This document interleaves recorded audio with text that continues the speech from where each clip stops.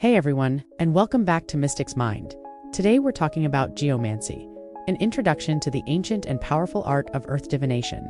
Have you ever felt overwhelmed by the sheer amount of spiritual information out there? You see complex astrological charts with dozens of symbols, tarot spreads with intricate meanings you have to look up in a book, and ancient texts that feel almost impossible to decipher. Sometimes, in our quest for cosmic answers, we can end up feeling more disconnected than ever, like the universe is speaking a language we'll never quite understand. You might be craving something more direct, more tangible, something that feels less like studying a textbook and more like having a conversation with a wise old friend. Before we dive into the stars, or in this case, the soil, if you're finding these insights helpful, please hit that like and subscribe button. It helps this energy reach more people who need it. And I'd love to start a dialogue with you right now. Drop a comment below and tell me a question you re-asking the universe right now. No question is too big or too small. Alright, find a comfortable spot and let's align our energy with the cosmos. What if I told you that you already have access to one of the most ancient and profound oracles in human history, and that you don't need to buy a single thing to use it? What if the key to unlocking cosmic wisdom wasn't in the distant stars, but right here, literally under your feet? This is the beautiful, grounding promise of geomancy. The word itself comes from the Greek geomantia, which translates to divination by earth. At its heart, it's a method of seeking insight by generating a series of random patterns, originally by marking dots in the sand or soil-land, then interpreting the figures that emerge. It's a system that believes the energy of your question, combined with the subtle, unconscious movements of your hand and the ever-present wisdom of the earth, can conspire to reveal a startlingly clear picture of your situation. Forget the idea that you need to be gifted or have some kind of special psychic ability. Geomancy is one of the most democratic forms of divination available to us. It doesn't rely on memorizing 78 different cards or calculating planetary aspects down to the minute. It operates on a beautifully simple binary system, a language of ones and twos, of active and passive energies. It's a system that invites you in a moment of uncertainty to simply pause, take a breath, and make some marks. That's it. That's the entry point. From that simple, meditative act, a whole world of insight can unfold. This is our main spiritual principle for today. The earth itself is a living oracle, and you can learn to read its patterns through simple, focused intention. The universe isn't just out there, it's in the grit of the soil, the weight of a stone, the intuitive marks you leave on a page. Think about a time you've been on the phone, perhaps feeling a little stressed or distracted, and you found yourself doodling on a piece of paper.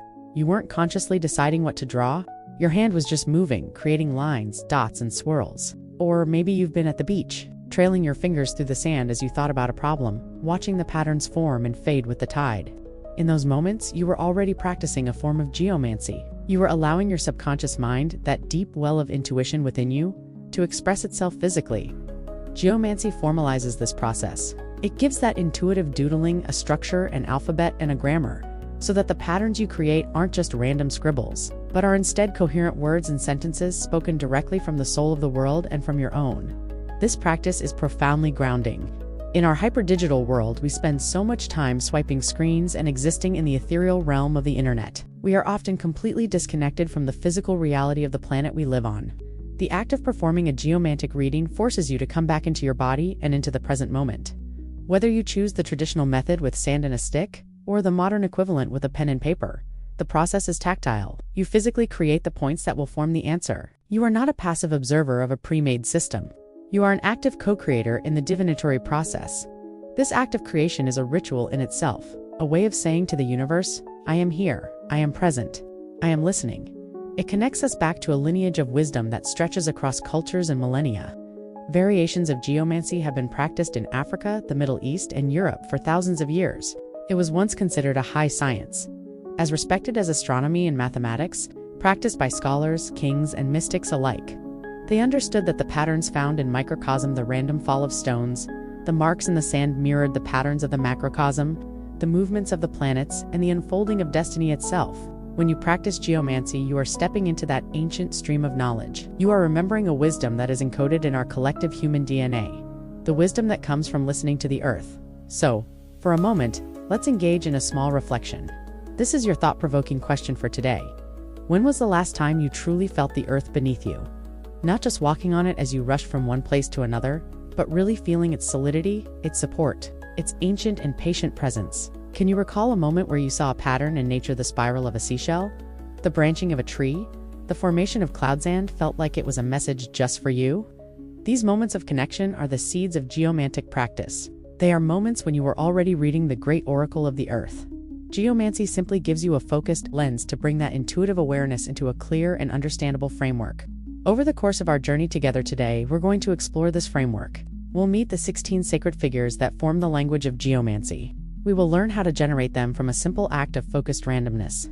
We will see how they are arranged in a beautiful and symbolic map called the shield chart, which provides a complete picture of a situation, its past, its present, its likely future, and the hidden dynamics at play. Think of it not as learning a complex new skill from scratch, but as learning the alphabet to a language you already feel in your bones. It's a return to a simpler, more direct way of knowing, a way of dialogue with the world that is your birthright. The earth has been whispering its secrets for eons. It's time we learned how to listen. So, we've established this beautiful idea that geomancy is a way of listening to the earth, of translating its whispers into a language we can understand. But this immediately brings up a profound and essential question. Why would the earth be speaking in the first place? And why would it care about the questions we have about our careers, our relationships, or our spiritual path? To truly embrace geomancy, you have to move beyond seeing it as a mere mechanical trick for telling the future. You have to step into its philosophical heart, which is built on a radical and ancient understanding of the world. The core of this philosophy is that the universe is not a collection of dead, separate objects, but a single, living, interconnected consciousness. This is the great principle we'll explore now. Your personal consciousness is not separate from the consciousness of the planet. They are in constant dialogue. This idea has many names across many traditions. The ancient Greeks called it the anima mundi, or the world's soul. They believed that the entire cosmos was a single living organism, and that everything within it, stars, planets, rocks, trees, and human beings, were like cells in this greater body, all interconnected, all sharing in the same life force. In this view, the earth isn't just a rock we live on. It is a conscious, intelligent being with its own spirit, its own wisdom, and its own voice. Geomancy, then, is born from the belief that you can enter into a direct participatory relationship with this planetary intelligence. When you perform a reading, you are asking a question not to an empty void, but to a living entity that you are fundamentally a part of. This is where the famous Hermetic axiom, as above, so below, as within, so without, comes into play. It means that the patterns of the grandest scale, the macrocosm, are replicated on the smallest scales, the microcosm. The same universal laws and energetic blueprints that govern the orbits of planets and the formation of galaxies are also at work within your own life, your own body, and your own consciousness. The problem is that these grand patterns are often too vast and complex for us to perceive directly in our day-to-day lives. We are too close to the tapestry to see the whole design. Geomancy acts as a mirror. It takes these vast, invisible patterns and reflects them onto a small, manageable scale. The 16 figures of a geomantic chart. The random marks you make are not truly random at all. They are the precise point where the inner world of your intention intersects with the outer world of cosmic and terrestrial forces. Here's a real-world way to visualize this. Imagine your mind, and the question you hold within it is like your hand holding a small pebble. The vast, interconnected consciousness of the earth is like the surface of a perfectly still, clear pond. When you decide to perform a reading, you consciously and intentionally drop that pebble your question into the pond. The splash and the initial ripples represent your own energy, your hopes, fears, and the specific circumstances surrounding your query. But those ripples don't exist in a vacuum. They immediately begin to interact with the existing state of the pond, the gentle currents already flowing within it, the subtle vibrations from the wind, the reflection of the sky on its surface. These represent the larger environmental and cosmic energies at play. The final intricate pattern you see on the water is a unique combination of your personal splash and the pond's inherent state. This final pattern is what the geomantic chart shows you. It's not just your energy, and it's not just the universe's energy. It's the story of how they are meeting and co-creating in this very moment. Therefore, the physical act of generating the figures is absolutely crucial. This is not a system you can simply intellectualize. The moment your hand makes the marks, whether with a pen on paper or a finger in sand, is the moment of entanglement. It is the bridge between the inner and outer worlds. Your subtle, unconscious muscle movements, guided by the question held in your heart and mind, become the conduit for these larger patterns to express themselves. The energy flows from your non-local spiritual self through the electrical impulses in your nervous system, down your arm, and out through your hand to leave a physical trace in the world. This physical trace is a perfect fossil of the moment of connection, a snapshot of the dialogue between you and the world's soul. Now, this can sound very mystical, and it is, but it also resonates with modern scientific concepts. Think about the nature of fractals. A fractal is a pattern that repeats itself at every scale. If you look at the jagged line of a coastline from space, it has a certain pattern. If you zoom in on a single mile of that coastline, you see the same kind of jagged pattern. If you zoom in further to a single rock, its edge has a similar complexity. The formula that creates the pattern is the same, whether it's manifesting on the scale of a continent or a pebble. Geomancy suggests that our lives and the events within them are also fractal in nature. The small pattern you create in a geomantic reading is a fractal iteration of the larger pattern of your life situation. By understanding the small, simple pattern, you gain profound insight into the larger, more complex one. This brings us to a moment of self-reflection. Take a breath and ask yourself this question. How do you perceive the natural world in your daily life? Is it simply a resource, a collection of beautiful objects, a backdrop for the drama of human affairs? Or have you ever had a moment, perhaps walking in a forest or sitting by the ocean, where you felt a sense of presence, a feeling of being in the company of something ancient, intelligent, and alive? Your answer to this question will deeply inform your relationship with geomancy. If you approach it as a mechanical trick, it will give you mechanical answers. But if you approach it with reverence, seeing it as a genuine opportunity to commune with the living intelligence of our planet, it will open up to you in ways you can hardly imagine. It becomes less about getting the right answer and more about deepening your relationship with the world you inhabit. So, as we prepare to meet the 16 figures, the actual building blocks of this language, hold this philosophy in your heart. You are not just learning a system, you are learning to participate in a conversation that has been going on since the dawn of time. You are remembering that you are not an isolated being, but an integral part of a vast, conscious cosmos. The earth beneath your feet is not just ground to be walked upon. It is a wellspring of wisdom, an oracle waiting patiently for you to ask your questions. It speaks in the language of patterns, and with geomancy, you are about to become fluent. Now that we have explored the beautiful philosophy that underpins this practice, this idea of a living, conscious earth that communicates through patterns, it's time to learn the vocabulary of its language. If our dialogue with the earth is a conversation, then we need to know the words. In geomancy, these words are not spoken, but are seen. They are 16 sacred symbols, 16 energetic archetypes that, in their various combinations, can describe the entirety of the human experience. Getting to know these 16 figures is the first major practical step on your path as a geomancer. This is the central insight for our current step. The 16 geomantic figures form a complete and elegant symbolic alphabet, and learning their essential natures is the key to unlocking the story within any reading. Think of it this way. The English alphabet has 26 letters. A single letter, like T, has a shape and a sound, but on its own, its meaning is limited. But when you learn all 26 letters, you can combine them to form words, sentences, poems, and epic novels. The 16 figures of geomancy work in precisely the same way. There are only 16 of them, which makes the system far less daunting than many other forms of divination. Yet, from these 16 simple forms, an infinite variety of stories and insights can be woven. They are a perfectly contained system, a wheel of archetypes that touches upon every facet of life. From joy and sorrow to gain and loss, from swift action to patient endurance. So, let's meet them. I'm going to list their traditional Latin names, as this is how you will most often see them referenced, along with a simple keyword or archetype to help you begin to form a relationship with their energy. Don't worry about memorizing them all at once. Just allow the names and their feeling to wash over you. Let your intuition be your first guide. First, we have Via, which means the way. It's an energy of paths, journeys, and things in motion. Then there is Cauda Draconis, the tail of the dragon. This represents endings, letting go, and the past. We have Pure, which means the boy. Think of raw, sometimes aggressive masculine energy, action, and impulse. Its counterpart is Puella, meaning the girl. This is feminine energy, beauty, pleasure, and harmony.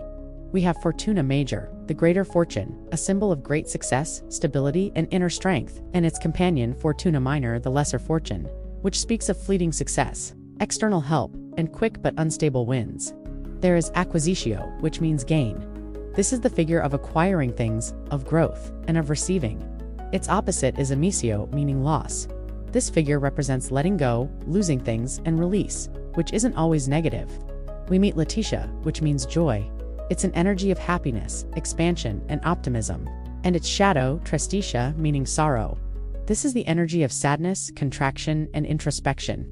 There is Rubeus, which translates to red. This is a figure of passion, intensity, anger, and fierce energy.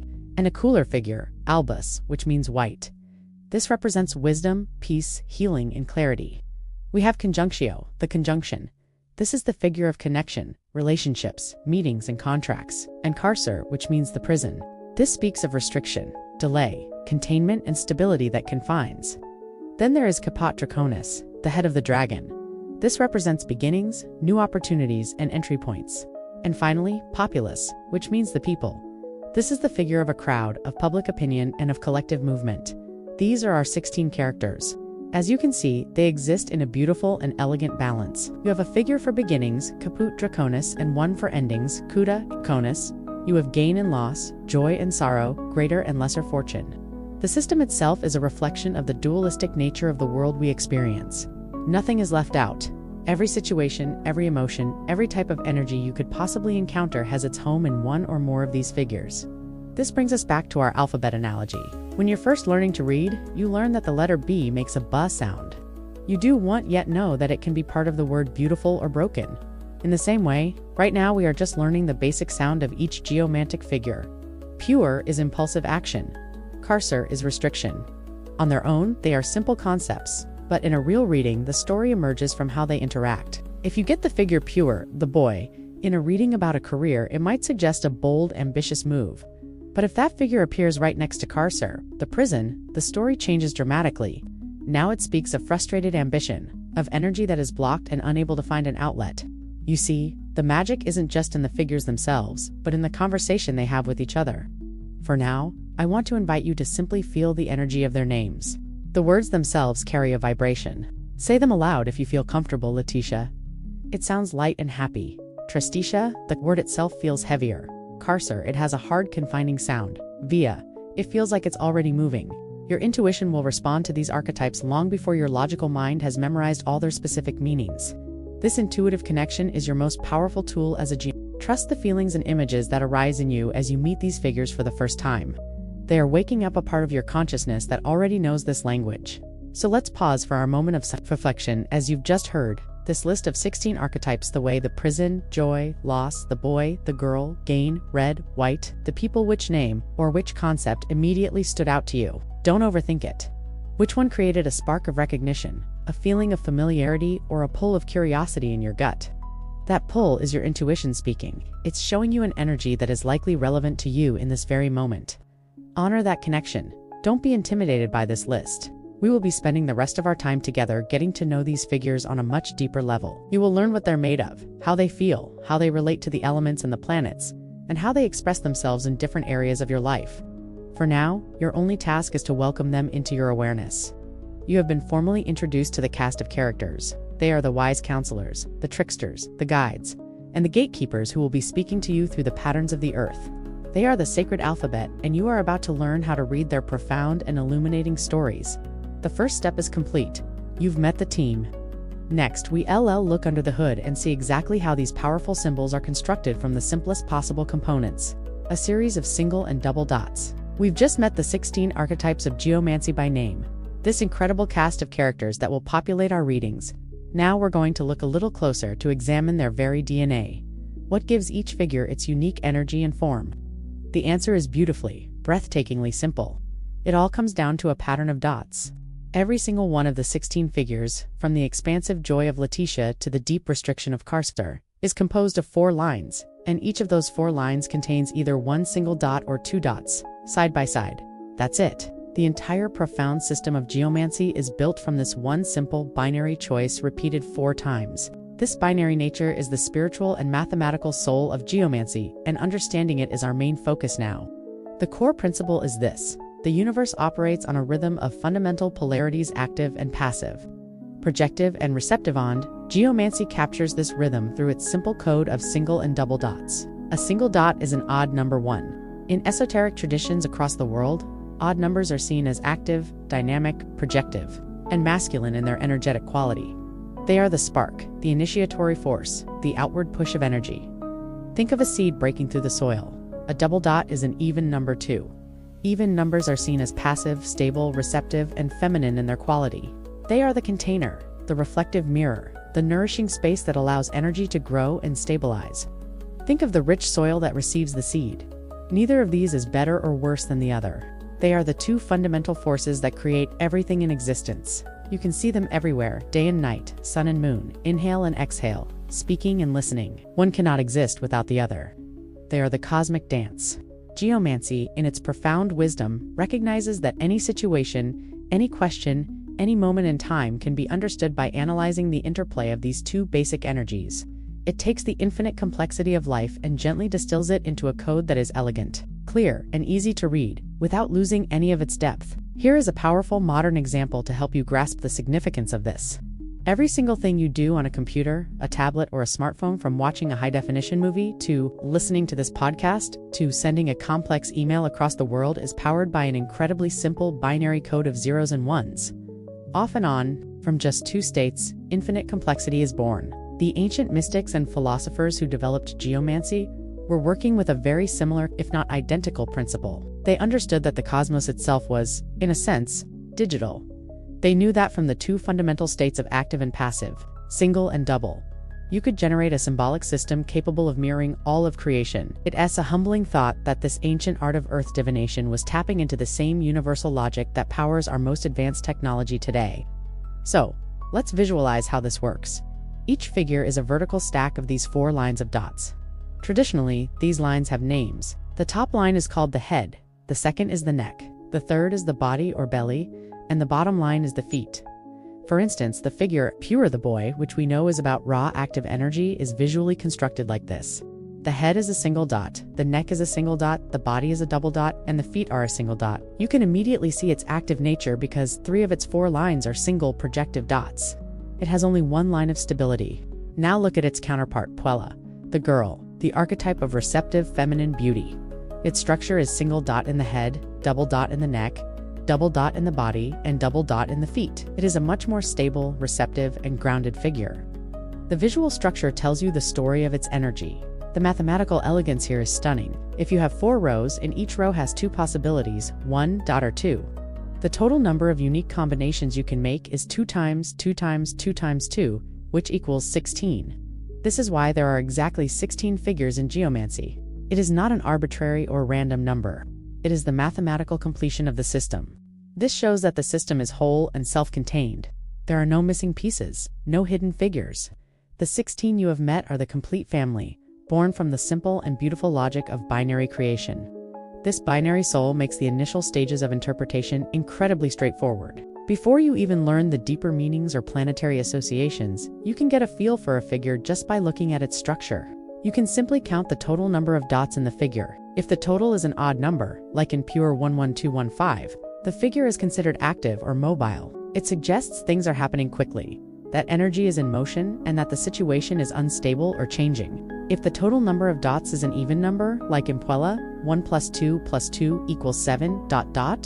Wait, let me recheck that math. Puella should be double dot, single dot, single dot, single dot. No, the traditional form is more complex. Let me stick to the core concept of total dots. For example, populace is all double dots. 2 plus 2 plus 2 equals 8. It is even and stable. Let's use that. Populace has 8 dots, an even number, so it is a stable or fixed figure. This suggests slowness, endurance, and situations that are not likely to change quickly. We'll dive much deeper into this later, but for now, just appreciate how the simple math of the structure gives you your first powerful clue to its meaning. Let this lead you to our self-reflection for this section. Think about the rhythm of your own life and energy. Can you identify the binary pairs at play? Think of a recent day. Were there moments you had to be projective and active single dot energy, like speaking up in a meeting or starting a new project? And were there moments that required you to be receptive and stable double dot energy, like listening deeply to a friend or patiently waiting for a result? The dance between doing and being is the core rhythm of life. Recognizing this dance in your own experience is the first step to recognizing it in the geomantic figures. So, the 16 figures are not just abstract symbols. They are energetic blueprints. They are maps showing how the 2 fundamental forces of the universe are configured in a particular pattern. They show us where energy is flowing and where it is still. And all of this profound insight begins with the humble dot, with a single simple mark of intention. Now that you understand the theory, the beautiful binary soul of the system, it's time to put it into practice. It's time to get your hands dirty, metaphorically or literally. In our next section, we will walk through the ancient and meditative ritual of actually generating these dots, of creating the figures from a place of focused intention and connection to the earth. Alright, let's take a deep breath and come back into our bodies. We've journeyed through the philosophical heart of geomancy, and we've been introduced to the 16 sacred figures and their binary DNA. The theory is beautiful, but geomancy is not a practice of the mind alone. It is a practice of the body, of the hands, of the earth. So now we arrive at the most crucial, most magical, and most hands-on part of the process, the actual generation of the figures. This is where intention becomes form, where your question is given a voice. This is the moment of creation, and we're going to walk through it together, step by step. The main insight to hold here is that the physical act of generating the dots is a meditative ritual that focuses your intention, quiets the conscious mind, and allows your intuition and the wisdom of the earth to co-create the answer. The goal is not to be perfectly mathematically random. The goal is to be sincere, present, and surrendered to the process. Traditionally, this was done in sand or loose soil with a stick, but the modern equivalent with a pen and paper works just as powerfully. The medium isn't as important as the connection you bring to it. First, you prepare your space and yourself. You don't need elaborate rituals unless you want them, but you do need focus. Find a quiet moment where you won't be disturbed for 5 or 10 minutes. Sit comfortably with your piece of paper and a pen or pencil. Close your eyes and take 3 long, slow, deep breaths. With each exhale, release the chatter of your day, the to-do lists, the worries. With each inhale, draw in a sense of calm and presence. Now, bring your question to mind. It's important to have a clear, specific question. Vague questions get vague answers. Instead of "what about my love life," try something more focused, like, "What is the primary energy I need to embrace to find a fulfilling partnership?" Or, "What is the path forward in my relationship with this person?" Feel the question in your heart. Let it fill your awareness. This is the pebble we spoke of earlier, the intention you are about to drop into the pond. Once you are holding the question clearly and calmly in your mind and heart, you can begin the physical act. You are going to create your first geomantic figure. Remember, each figure is made of 4 lines, so you will create the raw material for these 4 lines now. Keeping your gaze soft or even closing your eyes if you feel comfortable, touch your pen to the paper. While focusing on your question, let your hand move across the page from right to left, making a series of dots. Don't count them. Don't try to make a certain number. Just let your hand move for a second or two until it feels right to stop. This is your first line. Now, move your pen down a little and do it again. Create a second line of random dots beneath the first, still holding your question in your mind. Then a third line beneath that, and finally, a fourth line. You should now have 4 horizontal rows of seemingly random scribbled dots on your page. This is the raw material, the unformed clay from which your first figure will emerge. You have successfully channeled your intention into a physical pattern. The next step is to resolve these patterns into the binary code we talked about. Take your first line of dots, the one at the top. Now you count them. Starting from one end, count how many individual dots you made in that line. If the total number is AOD 9 or 15 or 23, then to the left of that line you will draw one single clear dot. If the total number of dots in the line is even, say, 8 or 12 or 20, you will draw 2 clear dots. Side by side, you have just determined the head of your figure. Now, do the same for the second line of dots you made. Count them, and if the number is odd, place a single dot next to it. If it's even, place a double dot. This is the neck. Repeat this for your third line, the body, and your fourth line, the feet. When you are finished, you will have a new, clean stack of 4 lines to the left of your original scribbles. This stack will be composed of single and double dots only. For example, you might have a double dot on top, then a single dot, another single dot, and a double dot at the bottom. Congratulations, you have just generated your very first geomantic figure. You have taken a question from your heart, passed it through the intuitive channel of your body, and allowed it to manifest as a sacred symbol. This entire process can be seen as a form of active meditation. It's like taking a deep cleansing breath before you speak. When you have a thought you want to articulate, you first have to gather your energy. A deep breath centers you. It clears the noise and it allows the words to come out more clearly. The physical act of making the dots does the same thing for your intuition. It bypasses your analytical ego mind, which is always trying to control things and predict the outcome. You can't consciously control whether you're going to make an odd or even number of dots. Not if you do it sincerely. You are surrendering the outcome to a deeper wisdom, trusting that the pattern that emerges is precisely the one you need to see. So, let's try a small kinesthetic reflection. You don't even need a pen and paper for this, you can just use your imagination. Close your eyes, imagine holding a pen.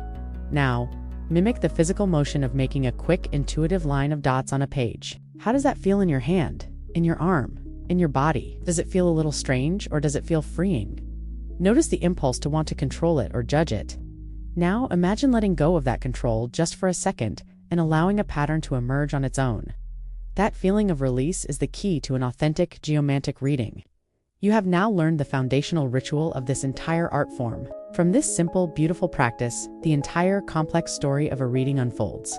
You have created one figure. To perform a full reading, you will repeat this exact process 3 more times, generating a total of 4 primary figures. These first 4 figures are the most important in the entire chart. They are called the 4 mothers, and they form the seed, the foundation from which everything else grows. In our next section, we will explore the profound significance of these 4 mothers and discover what each of them represents in the opening chapter of your reading. You have now mastered the sacred meditative act of creation. You know how to take a question that is alive within you and, through focus and surrender, give it form as a 4-lined figure of single and double dots.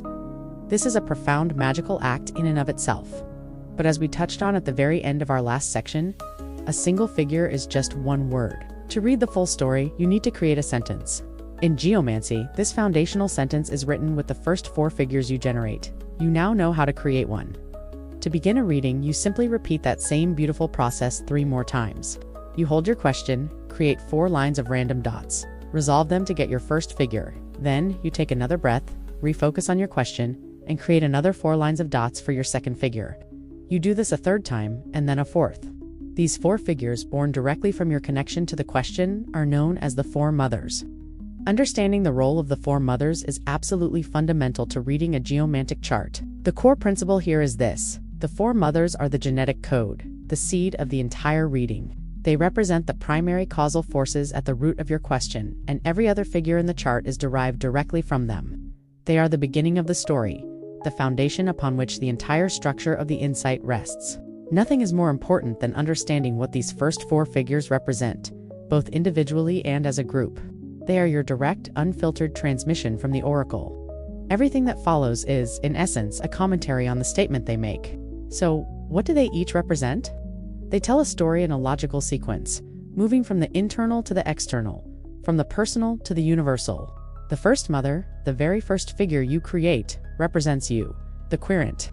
It is a mirror of your own energy at the moment of the reading. It speaks to your perspective, your state of mind, your emotional condition, your physical vitality, and the role you are playing in the situation. It is the eye of the story. The second mother, the second figure you generate, moves out from you into your immediate environment. It represents your resources, your finances, your possessions, and the tangible, material world that surrounds your question.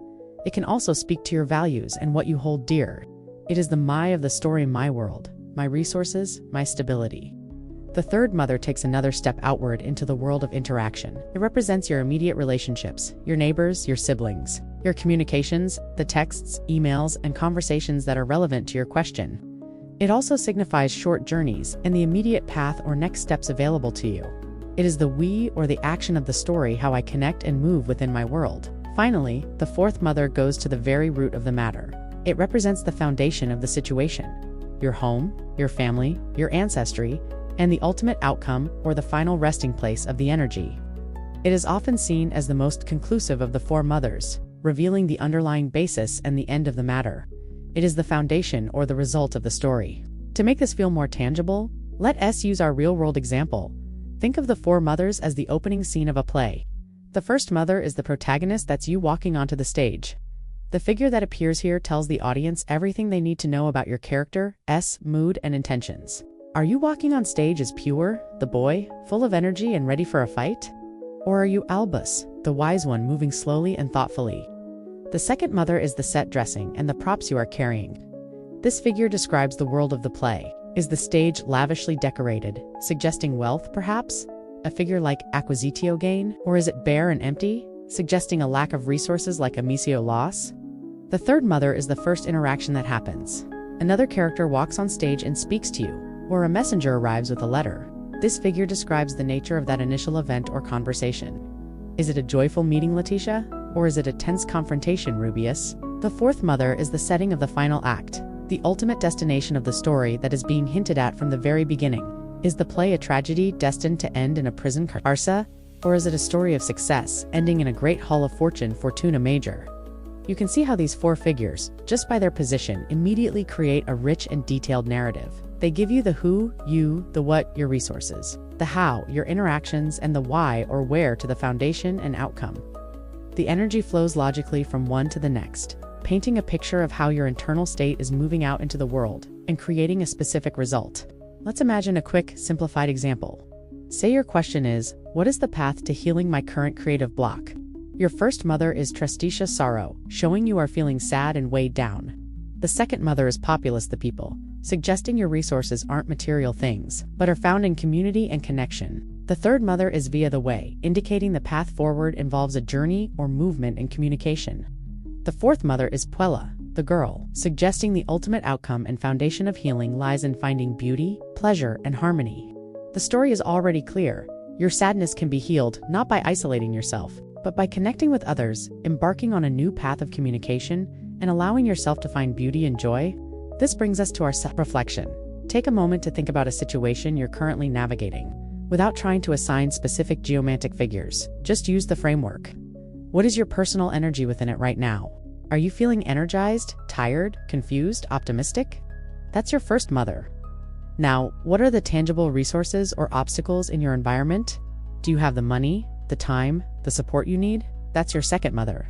Next, who are you talking to about this? What interactions are shaping the situation? That's your third mother. And finally, what do you feel is the deep, underlying purpose or potential outcome of it all? What is this situation truly teaching you or leading you towards? That's your fourth mother. Just thinking in this structured way can bring incredible clarity. The four mothers are the parents of your reading. They give birth to the rest of the chart. Once they are on the stage, they begin to interact, to combine, to create new dynamics and new insights. From their interactions, new figures are born. These are the four daughters, and they show us how the foundational energies of the mothers are beginning to unfold and develop in the real world. That is where our journey takes us next. So, the stage is set. Our four primary characters, the four mothers, have made their entrance. We understand their roles. The first as you, the second as your environment, the third as your immediate path, and the fourth as the ultimate foundation. They stand there, potent with the energy of your question. But a story doesn't truly begin until the characters start to interact, and things begin to happen. This is where the next four figures of the chart, the four daughters, are born. The name itself is beautifully evocative. The daughters are born from the mothers. They are not generated randomly from new dots, but are derived through an elegant and logical process that reveals how the foundational energies of the mothers are beginning to develop, unfold, and express themselves in the world. This leads us to our next core insight. The four daughters represent the unfolding potential of the situation. They are the direct consequence, the effect to the mother's cause. They take the story from the internal, subjective and foundational realm into the external objective and developmental phase. If the mothers represent the seed of the matter, the daughters represent the first sprouts breaking through the soil, showing what kind of plant is beginning to grow. This is the part of the reading where we move from what is to what is becoming. The process of deriving the daughters is one of the most beautiful and satisfying moments in casting a geomantic chart. It reveals the deep, hidden symmetry within the system. To do this, you will want to imagine your four mothers standing side by side, perhaps writing them down neatly next to each other on your page. Each one, as we know, is a vertical column of 4 lines. To create the daughters, we are simply going to read these figures in a new direction horizontally. Here is how it works, step by step to form the first daughter. You take the very top line, the head from each of the 4 mothers, and you reassemble them into a new vertical figure. The head of the first mother becomes the head of the first daughter. The head of the second mother becomes the neck of the first daughter. The head of the third mother becomes the body of the first daughter, and the head of the fourth mother becomes the feet of the first daughter. You have literally taken the thoughts or the top-level energy of all 4 foundational areas and combined them to see what new idea or reality they create. If you follow this exact same pattern for the remaining daughters, the second daughter is formed by taking the second line, the neck, from each of the 4 mothers. The neck of mother 1 becomes the head of daughter 2, the neck of mother 2 becomes the neck of daughter 2, and so on. The third daughter is formed from the third row, the body line of all 4 mothers. And finally, the fourth daughter is created from the bottom row, the feet of the 4 mothers. Let's use a simple tactile example to make this clear. Imagine you have 4 different colors of yarn, representing your 4 mothers. Each piece of yarn is a mother figure. Now, imagine you are going to braid them. To create the first daughter, you are essentially taking the top strand from each of the 4 colors and weaving them together to create a new, multicolored cord. Then you take the next strand down from each original piece and weave those together to make the second daughter. You are transforming the information. You are taking 4 parallel vertical stories, the mothers, and weaving them into 4 new, horizontal, interconnected stories, the daughters. It's a simple, elegant process of reorganization that reveals hidden connections and consequences. The symbolism of this is incredibly profound. It shows, in a very direct way, that the different areas of your life are not isolated from one another. The head of your personal energy from the first mother is directly influencing and being influenced by the head of your finances, your relationships, and your ultimate outcome. Together, they combine to create a new reality. The first daughter, which in the chart relates to your creative self-expression, your joy, and your passions. The chart is showing you visually how your thoughts and energies are combining across all areas of your life to produce a specific result in a new area. While we will explore the houses in more detail later, it's helpful to know that the daughters occupy the next 4 positions in the chart. The first daughter relates to the 5th house of creativity and pleasure. The second daughter relates to the 6th house of work, health, and daily routines. The third daughter relates to the 7th house of partnerships and relationships. And the fourth daughter relates to the 8th house of deep transformation, shared resources, and hidden things. So you can see the progression. The foundational energies of the mothers are now showing you how they will directly impact your creativity, your work, your relationships, and your deeper transformative processes. This brings us to a beautiful moment for self-reflection. Think about your life right now, not as a series of separate boxes, but as an interconnected web. How does your personal mood when you wake up, a first mother theme, affect the quality of your work that day, a second daughter theme? How does a financial stressor, second mother, impact your primary relationship, third daughter?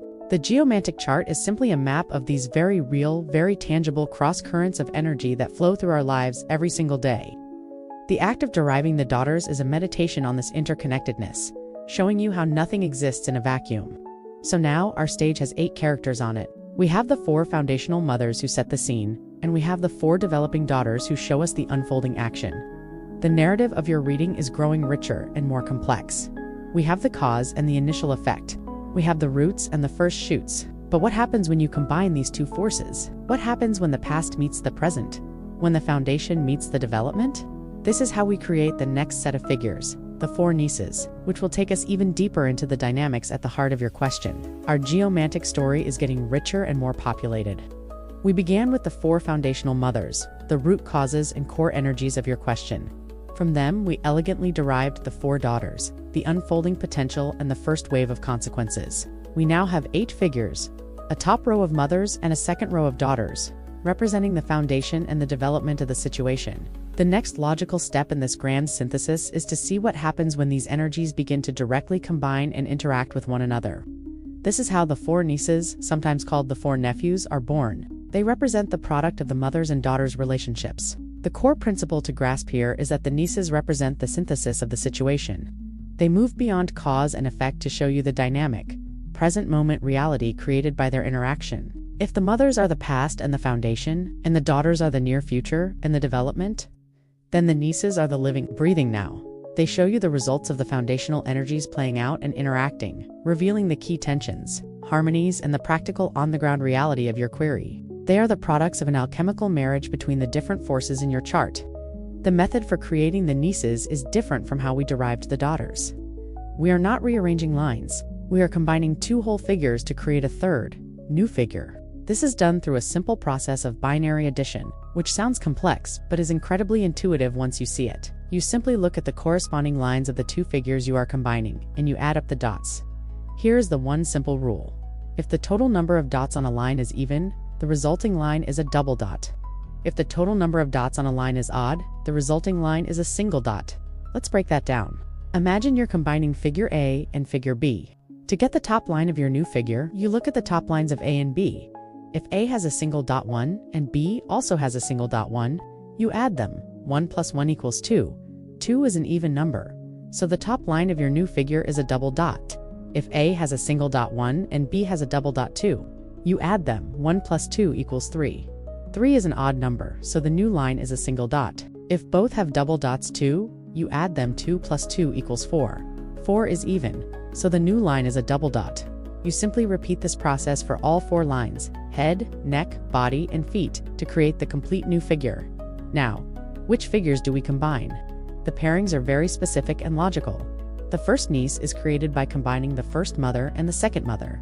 The second niece is created by combining the third mother and the fourth mother. The third niece is created by combining the first daughter and the second daughter. And the fourth niece is created by combining the third daughter and the fourth daughter. Let's turn to our real-world example to make this feel less abstract. Think of it like baking a cake. The first mother representing you is like a bag of flour. The second mother representing your resources is like a bowl of water. On their own, they are just flour and water. But when you combine them using a specific process, mixing them together, they undergo a transformation and become something entirely new. Dough. This dough, the first niece, has properties that neither the flour nor the water had on their own. It is the result of their synthesis. This is exactly what you are doing in the chart. You are taking you and your resources and seeing what tangible reality their combination creates. You are then combining your path third mother with your ultimate outcome, fourth mother, to see what the second niece reveals about your journey's result. This process gives you an incredible layer of nuance. The first two nieces show you the practical result of the foundational energies. What happens when your personal energy meets your financial reality? The first niece tells you what happens when your immediate actions meet their ultimate destiny. The second niece tells you the second two nieces do the same thing for the developmental energies. They show you the result of the unfolding potential. What happens when your creativity first daughter meets your work life second daughter? The third niece shows the result. What happens when your partnership's third daughter encounter the forces of deep transformation fourth daughter? The fourth niece reveals that dynamic.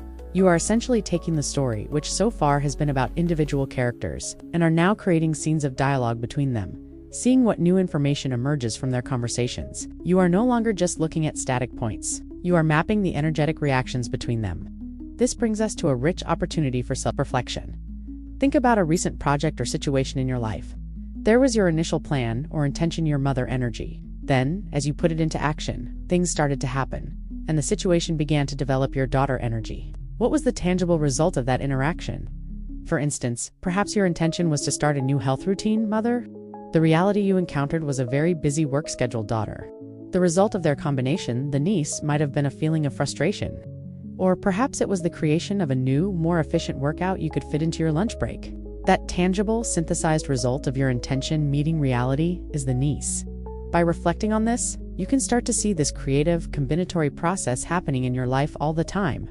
With the creation of the four nieces, your chart is now truly taking shape. We have 12 figures arranged in 3 rows. The first row of 4 mothers, the second row of 4 daughters, and the third row of 4 nieces. These 12 figures correspond to the 12 houses of the zodiac, and together they create a comprehensive map of the landscape of your question, from its deepest roots to its most practical, present-day dynamics. The picture is almost complete, but to find the central message, the ultimate takeaway, we need to continue this process of synthesis, distilling the information down to its very essence. Our next step is to combine the nieces themselves, to see what they reveal when brought together. This is how we find the two witnesses, the figures who will stand on either side of the final judgment. We have journeyed deep into the architecture of our Geomantic reading. We began with the 4 foundational mothers, witnessed the birth of their 4 developing daughters, and then saw how their interactions synthesized into the 4 dynamic nieces. We now have a rich, detailed map of 12 figures, a complete landscape of the energies surrounding your question.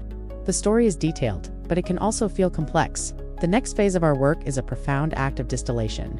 We are going to take all of the information we've gathered so far and boil it down to its absolute essence, to find the very heart of the matter. We do this by creating the 2 witnesses. The name itself, witnesses, is powerfully evocative. They are the figures that bear witness to the truth of the situation. The core principle here is that the 2 witnesses distill the entire chart down into 2 primary opposing or complementary forces. They represent the 2 essential sides of your story. The first represents your subjective experience, the past, and your side of the argument. The second represents the objective world, the future, and the universe's response. They are the 2 pillars upon which the final judgment will rest. All the complexity of the 12 houses and figures are now channeled into these 2 potent archetypes. The method for creating the witnesses should feel very familiar to you now. It is the exact same process of binary odd-even addition that we use to create the nieces. You are simply continuing this beautiful logical cascade of synthesis. To create the first witness, traditionally called the right witness, you combine the first niece and the second niece. To create the second witness, the left witness, you combine the third niece and the fourth niece. You place the 2 nieces side by side, and for each of the 4 lines, you add up the dots. If the sum is odd, the new line is a single dot. If the sum is even, the new line is a double dot. This process creates your 2 witness figures, which now stand as powerful summaries of the 2 halves of the chart. Now, what do they mean? Their roles are distinct and incredibly insightful. The right witness is born from the nieces that were created from the mothers.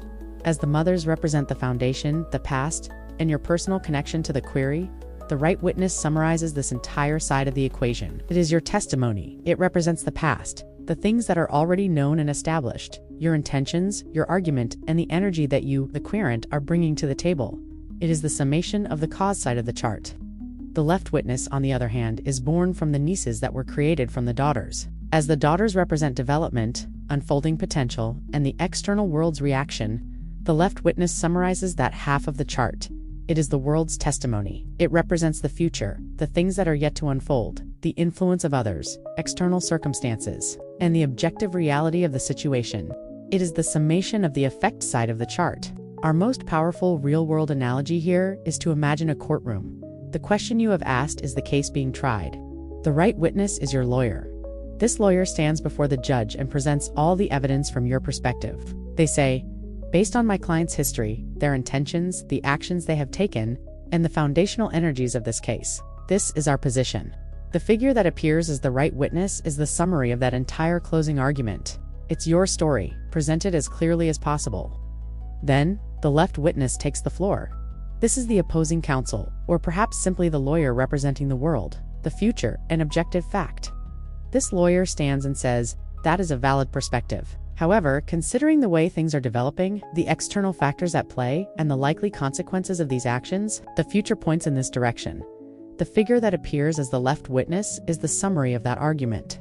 It is the world's story, or the future story. You can immediately see the incredible power of this step. It takes the complexity of your situation and frames it as a dialogue between two core truths, your inner world and the outer world, your past and the unfolding future. By looking at these two figures and their relationship, you get a snapshot of the central tension or harmony of your query. Are the two witnesses friendly figures like Letitia Joy and Acquisitio Gain? This would suggest that your desires and the world's response are in a harmonious and productive alignment. Or are they conflicting figures, like Pure Action and Carcer Prison? This would show a central dynamic of frustrated energy, where your desire to move forward is being met by restrictive external forces. If, in a rare and powerful occurrence, both witnesses are the exact same figure, it is a sign of immense integration and power. It means your story and the world's story are in perfect alignment, and the energy is flowing with incredible clarity. This leads us to a potent self-reflection. Think of a decision or a conflict you have faced recently. Take a moment to honestly and fairly play the role of both lawyers. First, articulate your own side. What are your feelings, your past experiences, your needs, and your desires that inform your position? Make the strongest, most heartfelt case for your perspective. This is your right witness. Now, take a deep breath and step completely outside of yourself. Argue the other side with equal conviction. What are the practical realities, the external limitations, the needs and feelings of the other people involved? What is the logical, objective future likely to be? This is your left witness. The ability to hold both of these perspectives with clarity and compassion is a mark of true wisdom, and it is precisely the wisdom that this stage of the Geomantic reading offers you. We have reached a pivotal moment in our reading. The broad landscape of 12 figures has been distilled into two powerful, competing or concurring statements. The evidence has been presented. Your side has been heard, and the world's side has been heard. The closing arguments have been made. The entire process now hangs in a moment of potent silence, waiting for the final verdict. It is time for the one who weighs the testimony of the witnesses and provides the ultimate resolution. It is time to meet the judge. The courtroom is silent. The two primary arguments have been made with clarity and conviction. On one side stands the right witness, representing your story, your past, and your intentions. On the other stands the left witness, channeling the story of the world, the future, and the objective reality of the situation. All of the complexity of the first 12 figures has been distilled into these two powerful statements. The entire energy of the reading now hangs in the balance, waiting for the final synthesis, the ultimate resolution. It is at this pivotal moment that we call forth the 15th figure of the chart, the one who weighs the evidence and delivers the final verdict. It is time to meet the judge. This brings us to one of the most vital principles of interpretation in this entire art form. The judge represents the final outcome of the matter, the ultimate answer to the question you asked. It is the culmination of the entire chart, the final result of the long and beautiful cascade of synthesis that started with the four mothers. If your question was a yes or no question, the judge is the clearest indicator of that answer. It is the sentence that is passed, the definitive statement on the situation based on all the evidence presented. More than any other figure, the judge tells you where the current flow of energy is ultimately leading. Its importance cannot be overstated. Creating the judge is the final, and by now very familiar step in our process of binary addition. You simply combine the two witnesses. You place the right witness and the left witness side by side. And using the same odd-even rule, you create a new final figure. To recap the rule one last time, for each of the 4 lines you add the dots of the 2 figures together. If the total is an odd number, the corresponding line in the judge is a single dot. If the total is an even number, the corresponding line in the judge is a double dot. This simple, elegant process creates the judge, the final word of the oracle. To complete our courtroom analogy, this is the moment we've all been waiting for. The 2 lawyers, the witnesses, have presented their compelling closing arguments. The judge, sitting on the bench, has listened intently to both sides. They have weighed your subjective truth against the world's objective reality. They have considered the past and the potential future. Now the judge strikes the gavel. The figure that emerges from the combination of the 2 witnesses is that final binding verdict. It is the resolution of the tension between the 2 opposing sides. It is the answer that arises from holding both truths at once. For example, if your right witness, your story, was the figure pure, the boy, indicating your desire for bold, decisive action. But the left witness, the world's story, was tristesha, sorrow, showing that the path ahead is filled with sadness or difficulty. The judge must reconcile these 2 realities. Combining them might result in the figure rubious red, suggesting that your action will lead to conflict and passion, a difficult and fiery struggle born from sorrow.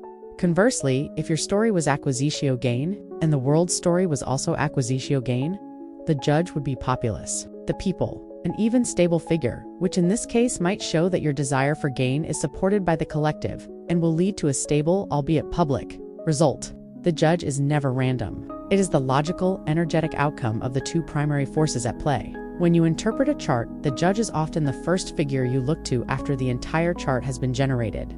Its nature gives you the overall tone of the outcome. Is it a figure generally considered favorable, like Fortuna Major Greater Fortune, Letitia Joy, or Acquisitio Gain? If so, the outcome is likely to be positive and in your favor. Is it a figure generally considered challenging, like Amicio Loss, Carcer the Prison, or Tristesha Sorrow? This would point to a more difficult outcome, one involving obstacles, delays, or letting go. Some figures, like Via the Way or Populus the People, are more neutral and can suggest that the outcome is still in motion, or that it is what the collective makes of it. However, it is absolutely crucial to remember that a difficult or unfavorable judge is not a curse. It is not a fixed and terrible destiny from which you cannot escape. It is simply a clear and honest reflection of the direction that the energy is currently flowing. The oracle is acting as a wise friend, telling you, based on everything that's happening right now, this is where this road leads. This information is a gift. A judge of Carcer, the prison, gives you the opportunity to ask, what am I doing that is creating this restriction, and how can I change course? A judge of Amicio Loss is incredibly helpful if your question was, should I end this painful relationship? In that context, loss is the desired outcome. The meaning of the judge is always read in the specific context of the question you asked. This brings us to our self-reflection. Think back to a significant decision you had to make in your life.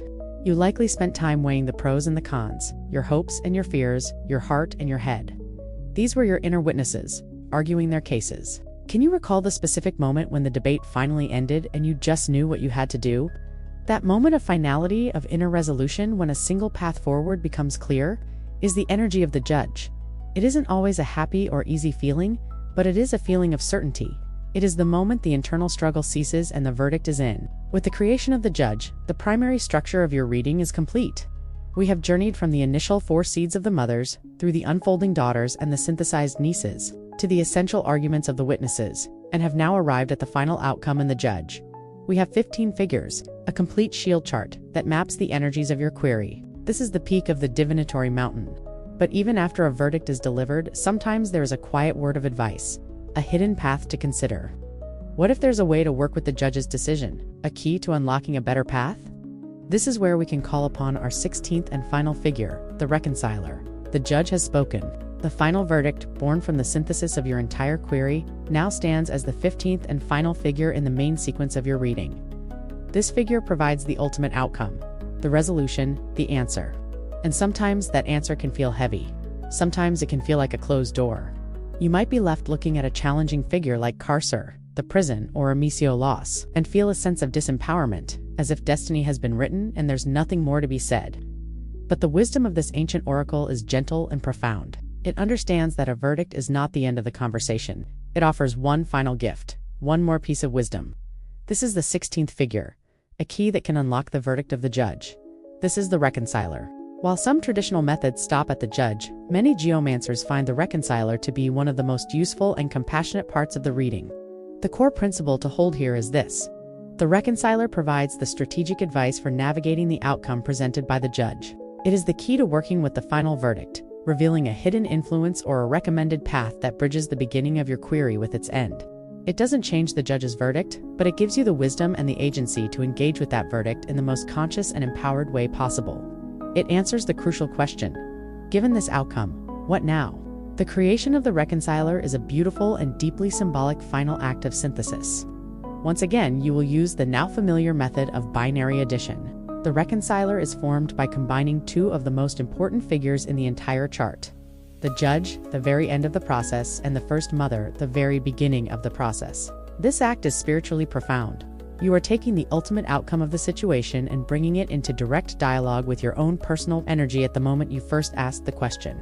You are creating a bridge that connects the end of the story all the way back to you, its protagonist. The circle is completed, and from this union of beginning and end, a final piece of transcendent wisdom is born. The reconciler, sometimes called the sententia or the way of the point, can be interpreted in a few nuanced ways depending on the context of the reading. It might represent a hidden factor that is influencing the entire situation. It can be seen as direct advice, the oracle's recommended course of action, or it can be viewed as the path toward reconciling yourself with the outcome, or even subtly altering its future course. Its role is to bring harmony, to offer a solution, or to shine a light on the lesson at the heart of the experience. It is the voice of the guide who, after showing you the destination, points out the best path to walk upon arrival. To make this perfectly clear, let's use a powerful real-world analogy. Imagine you go to a wise doctor with a health concern. After a thorough examination, the generation of the mothers, daughters, and nieces, the doctor gives you a clear diagnosis. This diagnosis is the judge. The doctor says the situation is that you have a significant vitamin deficiency. This is the verdict, the statement of fact. It is the ultimate outcome of the examination. Now, a good doctor doesn't just leave you with the diagnosis. They then write you a prescription or give you practical advice. They might say, to address this deficiency, you need to start eating more dark, leafy greens and take this specific supplement. This prescription, this piece of actionable advice that tells you how to work with the diagnosis, is the reconciler. Let's apply this to a reading. Suppose you ask about a project at work, and the judge is Fortuna Minor, lesser fortune. This suggests a fleeting, unstable success. It's a win, but one that might not last. You might feel a bit uncertain about this. So, you create the reconciler by combining this judge Fortuna Minor with your first mother. Let's say the resulting reconciler is the figure Albus White, which represents wisdom, peace, and clarity. The oracle's advice is clear. To make this unstable success more lasting, you must approach it with wisdom.com, planning, and clear-headed strategy rather than getting caught up in the excitement of the momentary win. The reconciler gives you the how-to for the judges. What is it? Is this advisory quality that makes the reconciler such an empowering figure? It ensures that no reading, no matter how challenging the judge, is ever just a passive sentence of doom. It reminds you that you are a co-creator in your reality. The oracle shows you the landscape, but you are still the one walking the path. The reconciler is your compass, helping you navigate the terrain you find yourself in. It is the final whisper of the earth, a piece of loving guidance to take with you on your journey forward. So, let's pause for our final self-reflection on this process of creation. Think of a time in your life when you received some final news, a verdict. It could be a piece of feedback from a boss, the result of a test, or a decision made within a relationship. After your initial emotional reaction, what was the first clear, intuitive thought that came to you about how to handle it? Perhaps it was a quiet voice inside that said, "You need to be patient," or "It's time to speak your truth." That intuitive next step, that piece of inner wisdom that arises to help you navigate a new reality, carries the exact same energy as the reconciler. It is the soul's prescription for the conditions of life. We have now done it. We have called forth and created all 16 figures. We began with a simple question and for marks in the sand, and from that humble origin, we have built a complete structure of profound insight. From the foundational mothers to the guiding reconciler, we have all the pieces. But right now, they might feel like a jumble on your page. To truly see the story they are telling, we need to arrange them in their proper order, to place them in a sacred pattern that allows us to see all their relationships at a single glance. Our next step is to take these 16 figures and build the beautiful and powerful map known as the shield chart. We have done the sacred work of creation through focus, intention, and a simple ritual of making marks. We have called forth all 16 figures that hold the story of your query. They have been generated in a logical, cascading sequence, a river of insight flowing from the mothers all the way to the reconciler. But right now, on your page, they might still feel like a collection of individual symbols. To truly understand their message, we need to see them in relationship to one another. We need to arrange them into the sacred pattern that allows the entire story to be seen at a single glance. It is time to assemble our geomantic map, the shield chart. This is the moment where all your work comes together into a single cohesive and beautiful whole. The main insight here is that the shield chart is more than just a convenient layout. It is a sacred diagram, a mandala of the situation you are exploring. Its very structure is symbolic, visually representing the flow of energy from cause to effect, from the broad and foundational to the narrow and specific. It's called a shield chart because in ancient times, divination was a key tool for protection, strategy, and self-knowledge. This chart is your shield of wisdom, a complete picture of the forces at play, allowing you to navigate your situation with clarity and foresight. So, how do we arrange our 16 figures into this sacred shield? The layout follows the exact order of generation, traditionally arranged from right to left, mirroring the direction of writing in many of the cultures where geomancy first flourished. It creates a visual funnel, starting with a broad base of energy and distilling it down to a single point. Imagine your page. On the far right side, you will place your first 4 figures, the 4 mothers, in a vertical column. The first mother is at the top, followed by the second, third, and fourth below her. This column represents the foundation, the seed of the entire reading. To the left of the mothers, you create a new vertical column for the 4 daughters, again with the first daughter at the top and the fourth at the bottom.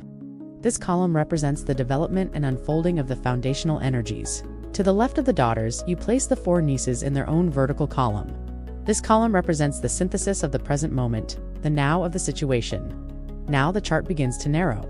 To the left of the nieces, you place the 2 witnesses in a vertical column, the right witness above the left witness. These 2 figures represent the core arguments, the heart of the matter. Finally, at the far left point of the chart, standing alone, you place the judge. This single figure is the culmination of the entire process, the final outcome.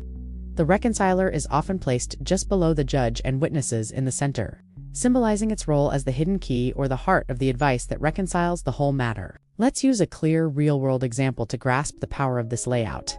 Think of a family tree. If I just gave you a list of 16 names, it would be confusing. You wouldn't know who was related to whom or what the family structure was. But if I arrange those names in a family tree, everything becomes clear instantly. This is exactly what the shield chart does for your reading. The mothers are like the great-grandparents, the original ancestors of the query. The daughters are their children. The nieces are the grandchildren, born from the unions of the first 2 generations. The witnesses are the parents of the final descendant, the judge, who represents the current head of the family line. The chart's layout doesn't just organize the figures, it visually tells you their lineage, showing you exactly how the energy of one figure was born from the ones that came before it. This right-to-left flow is also a map of the process of manifestation. The energy begins in the subtle, causal realm with the 4 mothers. This is the world of intention, of spirit, of the deep roots of the situation. As it moves left into the daughters and nieces, it becomes more tangible, more active in the world, describing the development and present reality. Finally, it culminates in the judge, the most concrete and manifest expression of that energy, the final outcome in the physical world. By looking at the chart, you are watching a thought or an energy pattern move from the realm of spirit into the realm of form. Laying out the full chart allows you to see the entire ecosystem of your query. You can spot patterns you would otherwise miss. Is there a particular figure that appears multiple times in the chart? If Fortuna, Major Greater Fortune, appears as a mother, then again as a niece, and finally as the judge, that is an incredibly powerful statement about the overwhelmingly positive and successful nature of the situation. You can trace its journey. You can see how the figures speak to each other across the shield. The entire story is laid bare before you, not as a list of words, but as a complete and interconnected picture. This leads us to a fascinating self-reflection. Without worrying about the specific geomantic figures, try to visualize a current challenge or question in your life as a map. What are the foundational elements, the 4 core starting points of the situation? These are your mothers. What are the immediate paths or developments leading away from those starting points? These are your daughters. Where do these paths intersect, creating new dynamics, new challenges, or new opportunities? These are your nieces. And what is the one single destination, the final outcome that all these paths seem to be leading towards. That is your judge. The simple act of structuring your thoughts in this spatial, interconnected way can bring the kind of holistic clarity that the shield chart is designed to provide. Our map is now drawn. The 16 figures are in their proper places, forming a beautiful and sacred shield of wisdom. You have successfully navigated the entire process of generation and creation. You now have before you a complete snapshot of the universe's response to your question. But a map, no matter how beautiful, is only useful if you know how to read its symbols.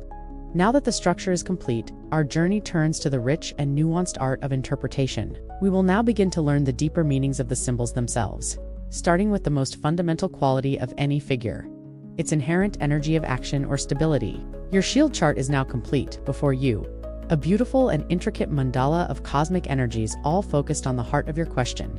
It can feel a little overwhelming at first, seeing all 16 figures laid out in their sacred positions. You might be wondering, where do I even begin to read this?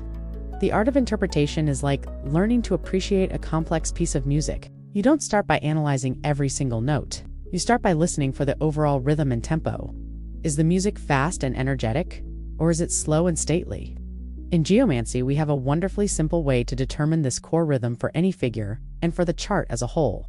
This is our first and most fundamental principle of interpretation. Every one of the 16 figures has a primary energetic nature that is either active, also called mobile, or stable, also called static. This quality tells you about the figure's essential behavior. Active figures bring change, speed, and instability. Stable figures bring endurance, slowness, and fixed conditions. By simply identifying this quality, you can immediately understand the core dynamic of any figure in any position in the chart. Long before you memorize its deeper, specific meanings, let's first talk about the active or mobile figures. When you see one of these 8 figures, you should immediately think of movement, change, and transition. Their energy is quick to arrive and quick to depart. They signify beginnings and endings, things that are in a state of flux. In a reading, an active figure suggests that the situation it describes is not going to last for a long time. It will resolve quickly, for better or for worse.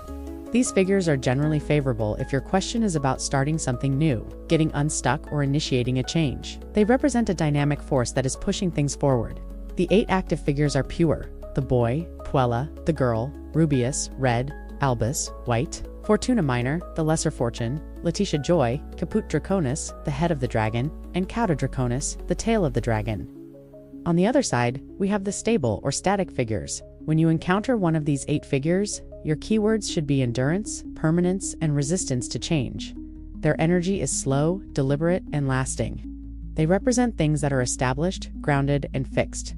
In a reading, a stable figure suggests that the situation it describes will take a long time to develop and, once established, will be very difficult to alter. These figures are generally favorable for questions about security, long-term commitment, and building lasting foundations.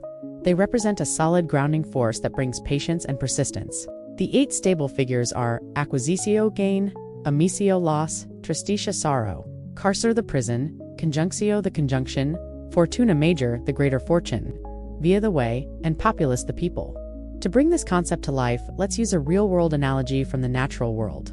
The states of water. The active mobile figures are like a flowing river or a rushing waterfall. The energy is dynamic, powerful, and constantly in motion.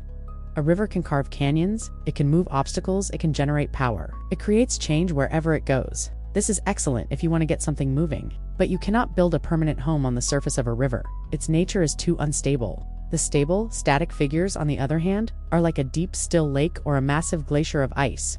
The energy is contained, solid, enduring, and provides a firm foundation. It moves incredibly slowly, if at all. You can build a house on the shore of a still lake or on the surface of a glacier, trusting in its permanence. But if you want it to move, you will have to exert an immense amount of effort. So how do you apply this to your beautiful, completed shield chart? You start by looking at the key positions. First and foremost, look at your judge. Is the judge an active figure or a stable figure? This gives you your first and most powerful clue about the nature of the final outcome. If your judge is an active figure like Fortuna Minor, it suggests the outcome will happen quickly, but it may be a fleeting success that you will have to work to maintain. If your judge is a stable figure like Fortuna Major, the outcome will be slow to manifest, but once it does, it will be solid, secure, and long-lasting. After looking at the judge, you can scan the entire chart for the overall balance. Is your chart filled predominantly with active figures?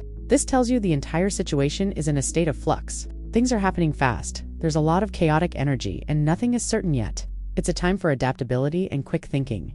Is your chart dominated by stable figures? This indicates a situation that is very entrenched, perhaps even stuck. The energy is sluggish, and change will be slow and difficult. It's a time for patience and persistence. This simple binary overview gives you an immediate, energetic reading of the entire situation. This brings us to a moment of self-reflection. Put the chart aside for a moment and think about a situation you are currently in, whether at work, in a relationship, or on your personal path. Is its primary energy active or stable? Are things changing day by day, with new conversations, new developments, and new feelings constantly emerging? That is an active, mobile state. Or does the situation feel solid, unchanging, locked into a predictable pattern, for better or worse? That is a stable, static state. Just by identifying this core energetic quality, you gain a powerful insight into how you should best approach the situation. You need to be flexible and quick, or patient and persistent. This first layer of interpretation is your foundation. It is the rhythm and the tempo of the music of your reading. It is simple, elegant, and profoundly insightful. With just this one tool, the ability to distinguish between active and stable energy, you can already begin to glean a tremendous amount of wisdom from your shield chart. You can see the flow, the pace, and the essential dynamic of your question's answer. Now that we understand this fundamental current of movement versus stillness, we are ready to add another layer of incredible richness and detail. We will now explore the 4 classical elements: fire, air, water, and earth, and see how they bring a new dimension of quality and character to each figure. We've now established the foundational rhythm of our shield chart by distinguishing between the active and stable figures. You've learned to feel the tempo of your reading, whether the energy is moving quickly and dynamically, or slowly and deliberately. This is a massive step, giving you an immediate bird's-eye view of the situation. Now we are ready to zoom in and add a layer of rich, vibrant color and character to these figures. We do this by exploring their relationship to the 4 classical elements: fire, air, water, and earth. Just as these 4 elements were once believed to be the fundamental building blocks of all physical reality. In geomancy, they are the building blocks of the archetypal energies. The core principle we will explore now is that each of the 16 figures possesses a unique elemental signature derived from its 4-line structure. This signature reveals its primary mode of being, its character, and its qualitative nature, adding a profound layer of meaning that goes far beyond simply being active or stable. Understanding this elemental makeup is like moving from a black and white photograph to a full-color painting. The system for this is both elegant and intuitive. As we know, every figure is a vertical stack of 4 lines. Each of these 4 positions corresponds to one of the 4 elements, moving from the most ethereal down to the most material. The top line, the head of the figure, corresponds to the element of fire. Fire represents the realm of spirit, will, ambition, passion, identity, and the initial creative spark. It's your drive and your divine inspiration. The second line, the neck, corresponds to the element of air. Air is the realm of the mind, the intellect, communication, logic, ideas, and social connections. It's how you think and how you relate your thoughts to others. The third line, the body or belly, corresponds to the element of water. Water is the realm of the emotions, feelings, intuition, dreams, relationships, and the subconscious mind. It's how you feel and what flows beneath the surface. And the fourth and final line, the feet, corresponds to the element of earth. Earth is the realm of the physical world, the body, finances, work, stability, and tangible manifestation. It's your grounding and your practical reality. Now, we combine this with what we learned in Section 4 about the meaning of the dots. A single dot on any of these lines means that the corresponding element is active, strong, expressed, and projecting outward. A double dot, being passive and stable, means that the element is contained, receptive, latent, or blocked. A double dot doesn't mean the element is absent, but rather that its energy is held internally. Let's use a real-world analogy to understand this. Think of each figure as having a unique personality profile or being made from a specific recipe. A person isn't just angry. They have a complex makeup of thoughts, feelings, and physical realities. A recipe isn't just sugar. It's a precise combination of ingredients that creates a unique flavor. A geomantic figure is the same. It's not just a fire figure. It's a specific combination of all 4 elements, each in either an active or a passive state. Let's bring a figure to life using this method. We'll take Pure, the boy, a figure of raw masculine energy. Its structure is a single dot, a double dot, and a single dot. Let's break down its recipe. Firehead, a single dot. This means Pure has active fire. He is willful, ambitious, impulsive, and full of spark. His spirit is projecting outward. Air neck, a single dot. He has active air, his mind is sharp, quick, and communicative. He is direct in his speech, perhaps even argumentative. Water body, a double dot. He has passive water. His emotional world is contained, stable, perhaps even undeveloped or inaccessible to him. He doesn't lead with his feelings. Earth feet, a single dot. He is active earth. He is physically restless, eager to act in the material world, to do something. However, this single point in the earth line can also signify a lack of solid grounding. So, the complete personality profile of Pure is an ambitious, sharp-tongued individual who is driven to act physically but is emotionally contained and not very well. You can suddenly feel this character. This is the energy of a young warrior, a brash entrepreneur, or an impulsive teenager.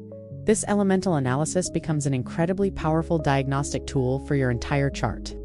If you have a question about a communication breakdown and a figure with a double dot in the air line appears in a key position, it's a clear indicator of blocked or contained communication. If you re-asking about finances and a figure with a double dot in the earth line shows up as the judge, it points to a lack of material resources or a block in manifestation. A figure with a single dot in the water line in the position of relationships like the third mother clearly shows that strong, active emotions are at the forefront of that connection. This brings us to our self-reflection. Think about a challenge or situation you are currently facing. Try to diagnose it using the language of the 4 elements. Is the core of the issue a conflict of wills or a lack of passion and motivation, a fire problem? Is it rooted in confusion, miscommunication, anxiety, or overthinking, an air problem? Is it primarily about hurt feelings, emotional disconnection, or intuitive blocks, a water problem? Or is it a tangible, practical issue related to money, health, or your physical environment, an earth problem?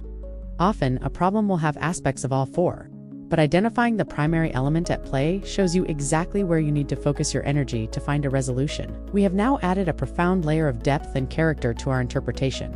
We've moved from the simple rhythm of active versus stable to a rich understanding of the elemental ingredients that give each figure its unique flavor and personality. We can now see not just if a figure is moving, but how it is moving. Is it moving with the passion of fire, the logic of air, the feeling of water, or the practicality of earth? Our understanding is becoming richer and more nuanced with each step. There is just one more great classical layer of meaning to add, one that connects geomancy directly to its ancient sister science, astrology. We will now explore the planetary correspondences for each figure, giving them a final, mythic, and archetypal personality. We have now learned to read the rhythm of our chart through its active and stable figures, and we've learned to see the unique character of each figure through its elemental makeup. We've moved from tempo to timbre, from movement to quality. There is one final great layer of classical wisdom to add to our interpretive lens, one that connects geomancy directly to its ancient and powerful sister science, astrology.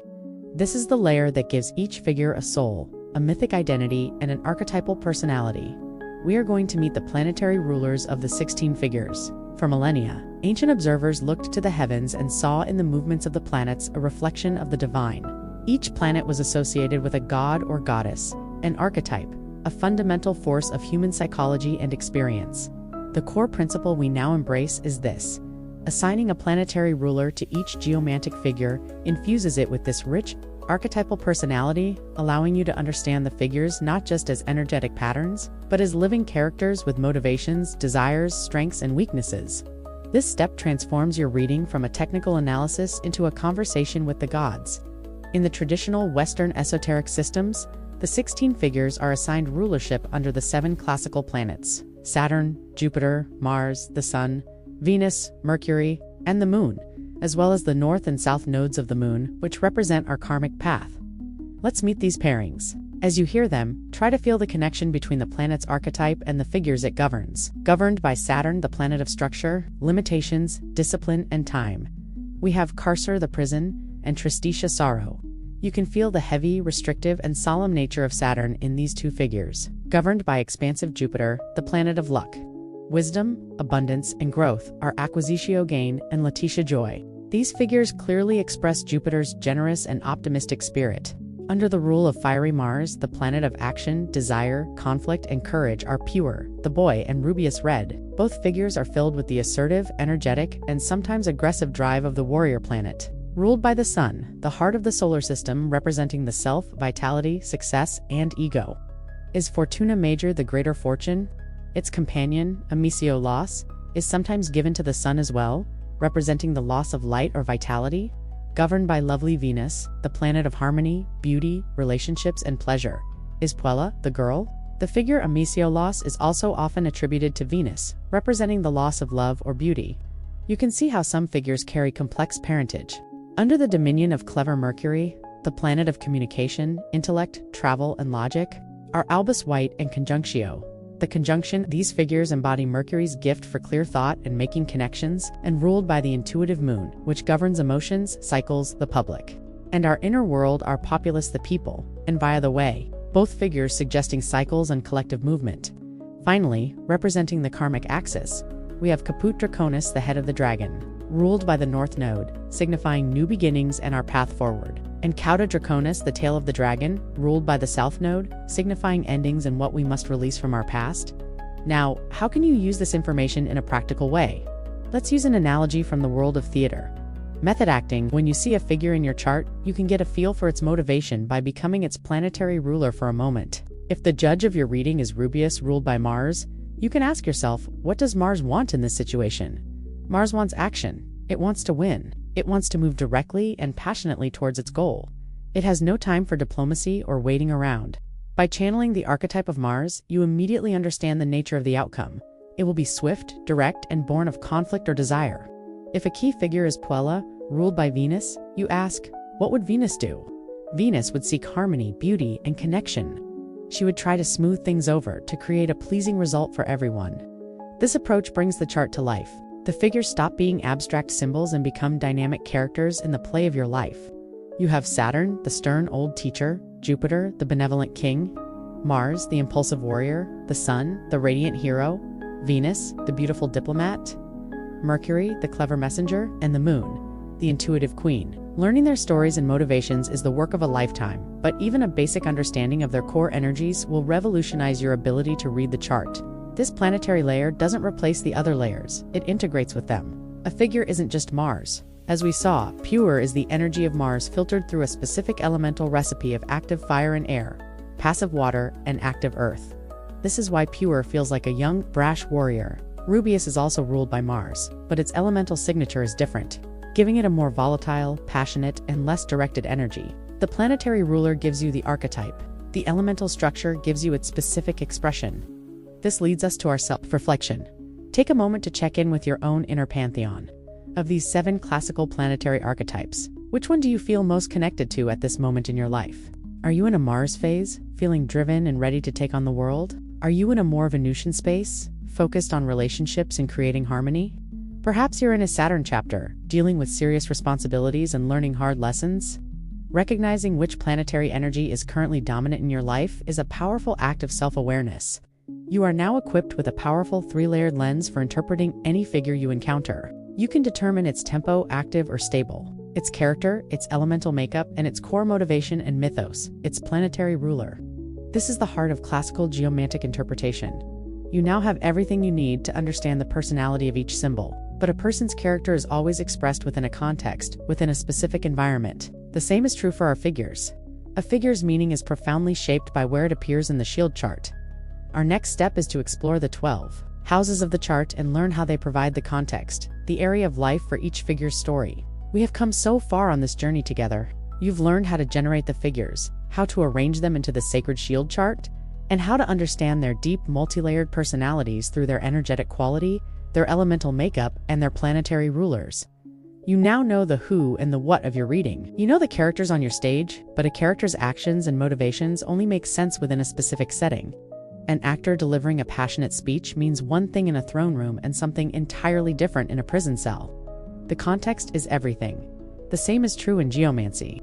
The final piece of our interpretive puzzle is understanding the stage itself. The 12 houses of the chart, the core principle that will bring your entire reading into sharp, practical focus is this. The first 12 figures of your shield chart correspond to the 12 houses of traditional astrology, and these houses provide the specific area of life where each figure's energy is manifesting. Understanding the houses is what transforms a general reading about archetypal energies into a specific, personal, and profoundly useful piece of guidance. The figure tells you what the energy is. The house tells you where you will find it playing out in your life. The mapping of the figures to the houses follows the logical flow of the chart's creation. The first 12 figures you create, the 4 mothers, the 4 daughters, and the 4 nieces each, find their home in one of the 12 houses in sequence. The first mother occupies the first house, the house of the self, identity, appearance, and new beginnings. The second mother occupies the second house, the house of finances, resources, possessions, and self-worth. The third mother occupies the third house, the house of communication, siblings, short journeys, and your immediate environment. The fourth mother occupies the fourth house, the house of home, family, roots, and the end of the matter. The first daughter occupies the fifth house, the house of creativity, pleasure, romance, and children. The second daughter occupies the sixth house, the house of daily work, health routines, and service. The third daughter occupies the seventh house, the house of partnership, marriage, contracts, and open enemies. The fourth daughter occupies the eighth house, the house of transformation, shared resources, intimacy, and hidden things. The first niece occupies the ninth house, the house of higher learning, belief systems, long journeys, and philosophy. The second niece occupies the 10th house, the house of career, public reputation, ambition, and legacy. The third niece occupies the 11th house, the house of friends, community, hopes, and future wishes. And the fourth niece occupies the 12th house, the house of the subconscious, secrets, solitude, and self-undoing. Let's use a clear, real-world analogy to understand how this works. Imagine your life is a large corporation. This corporation has 12 different departments, each with a specific function. The second house is the finance department. The 10th house is the CEO's office in charge of public relations. The 7th house is the legal department, handling contracts and partnerships. The third house is the internal mailroom and communications team. Now, a geomantic figure is like a specific type of employee. Let's take Pure, the boy, ruled by Mars. He's energetic, impulsive, ambitious, and a bit reckless. If you find Pure in the 10th house, the CEO's office, he's your ambitious, ruthless executive climbing the corporate ladder. His energy is perfectly suited to that environment. But if you place that same employee, Pure, in the second house, the finance department, he's likely spending money impulsively and making risky investments. If you put him in the 7th house of partnerships, he might be an argumentative but passionate negotiator. The employee's character, the figure, doesn't change, but his behavior and its consequences are entirely dependent on the department, the house he's in. This is precisely how the houses function in your shield chart. They give each figure a specific job to do, a specific stage on which to act. Finding the figure Amicia loss is one thing, but finding it in the second house tells you the loss is related to your finances or resources. Finding it in the 11th house points to the loss of a friendship or a hope for the future. Finding it in the 6th house might signify a loss of health or a job. The specificity is what makes the readings so incredibly practical. You are no longer dealing with vague archetypes. You are receiving clear information about the concrete areas of your life. This leads us to a powerful self-reflection. Take a specific feeling or energy that is present for you right now. Let's use excitement now. Mentally place that feeling of excitement in the different rooms or departments of your life. How does that excitement feel when you apply it to your career 10th house? It might feel like ambition. How does it feel in the context of your primary relationship, 7th house? It might feel like romance and passion. How does it feel when you apply it to your finances, 2nd house? It might feel like an urge to splurge or the thrill of a new investment. Notice how the same core energy transforms and expresses itself differently depending on the context you place it in. This is the magic of the houses. You now possess the complete toolkit for a full and nuanced interpretation. You have the characters, the 16 figures with their unique personalities. You have the plot, the overall story told by the judge, and the flow of the chart. And now you have the setting, the 12 houses that show you exactly where each part of the story is taking place. You can now look at your shield chart and not just see a collection of symbols, but a living, breathing map of your reality in this moment. You can see how your personal energy in the 1st house is affecting your work in the 6th, and how that, in turn, is shaping your hopes for the future in the 11th. We have journeyed through all the necessary theory. We've learned how to generate the chart and how to understand all the symbolic layers. It is now time to put it all into practice and see how these threads weave together to create a clear and coherent story. In our next section, we will do just that. We will take a common, relatable life question and walk through a complete, step-by-step sample reading, from making the first dots to interpreting the final message of the judge in the context of the full shield chart. It's time to see the oracle in action. For the past 16 sections, we have been gathering our tools. We have learned the philosophy, the method of generation, the sacred layout of the shield chart, and the 3 classical layers of interpretation. We have everything we need. Now, it is time to put it all together and perform a reading. There is no better way to understand the power and nuance of geomancy than to see it in action, weaving together all these different threads into a single, coherent narrative. So, let's walk through a complete reading for a common and relatable situation. Let's imagine a friend. We'll call her Alex.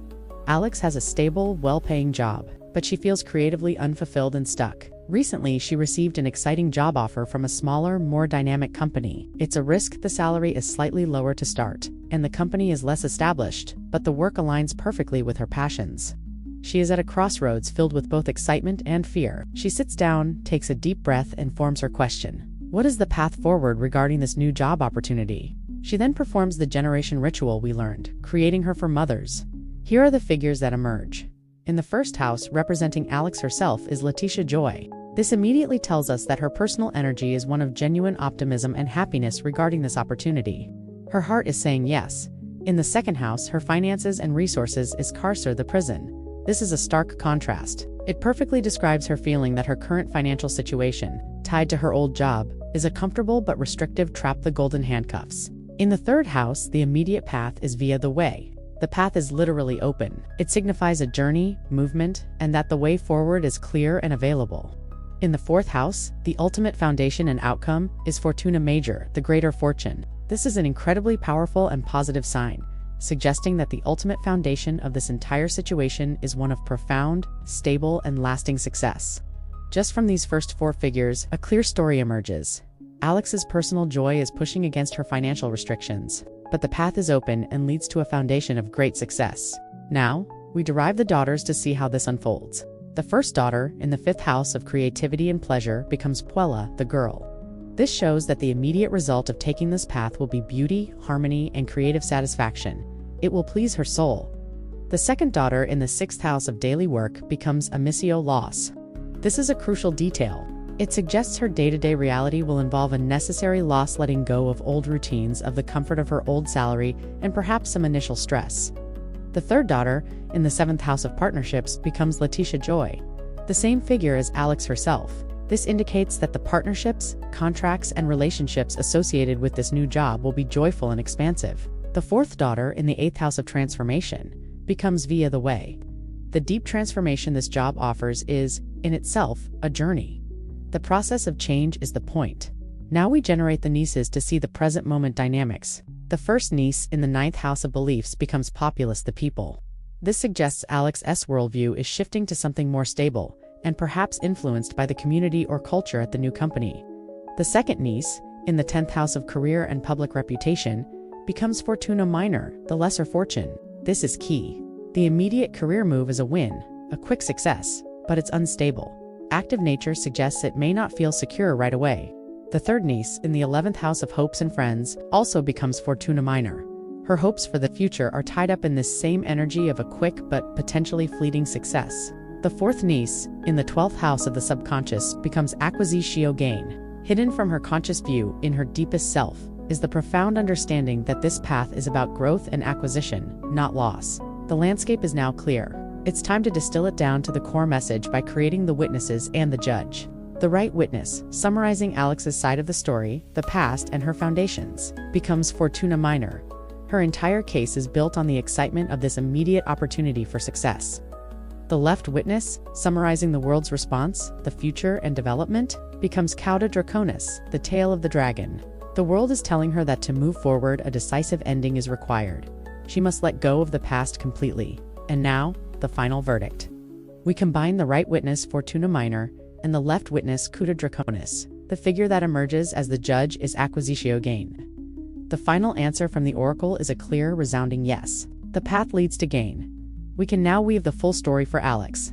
Alex, your joy and optimism about this new job are your greatest guide. While your current financial situation feels like a prison, you must see it as the very thing you need to break free from. The path forward is open for you to walk, and its ultimate foundation is one of great and lasting success. Taking this job will bring you the creative pleasure your soul has been craving. But be prepared.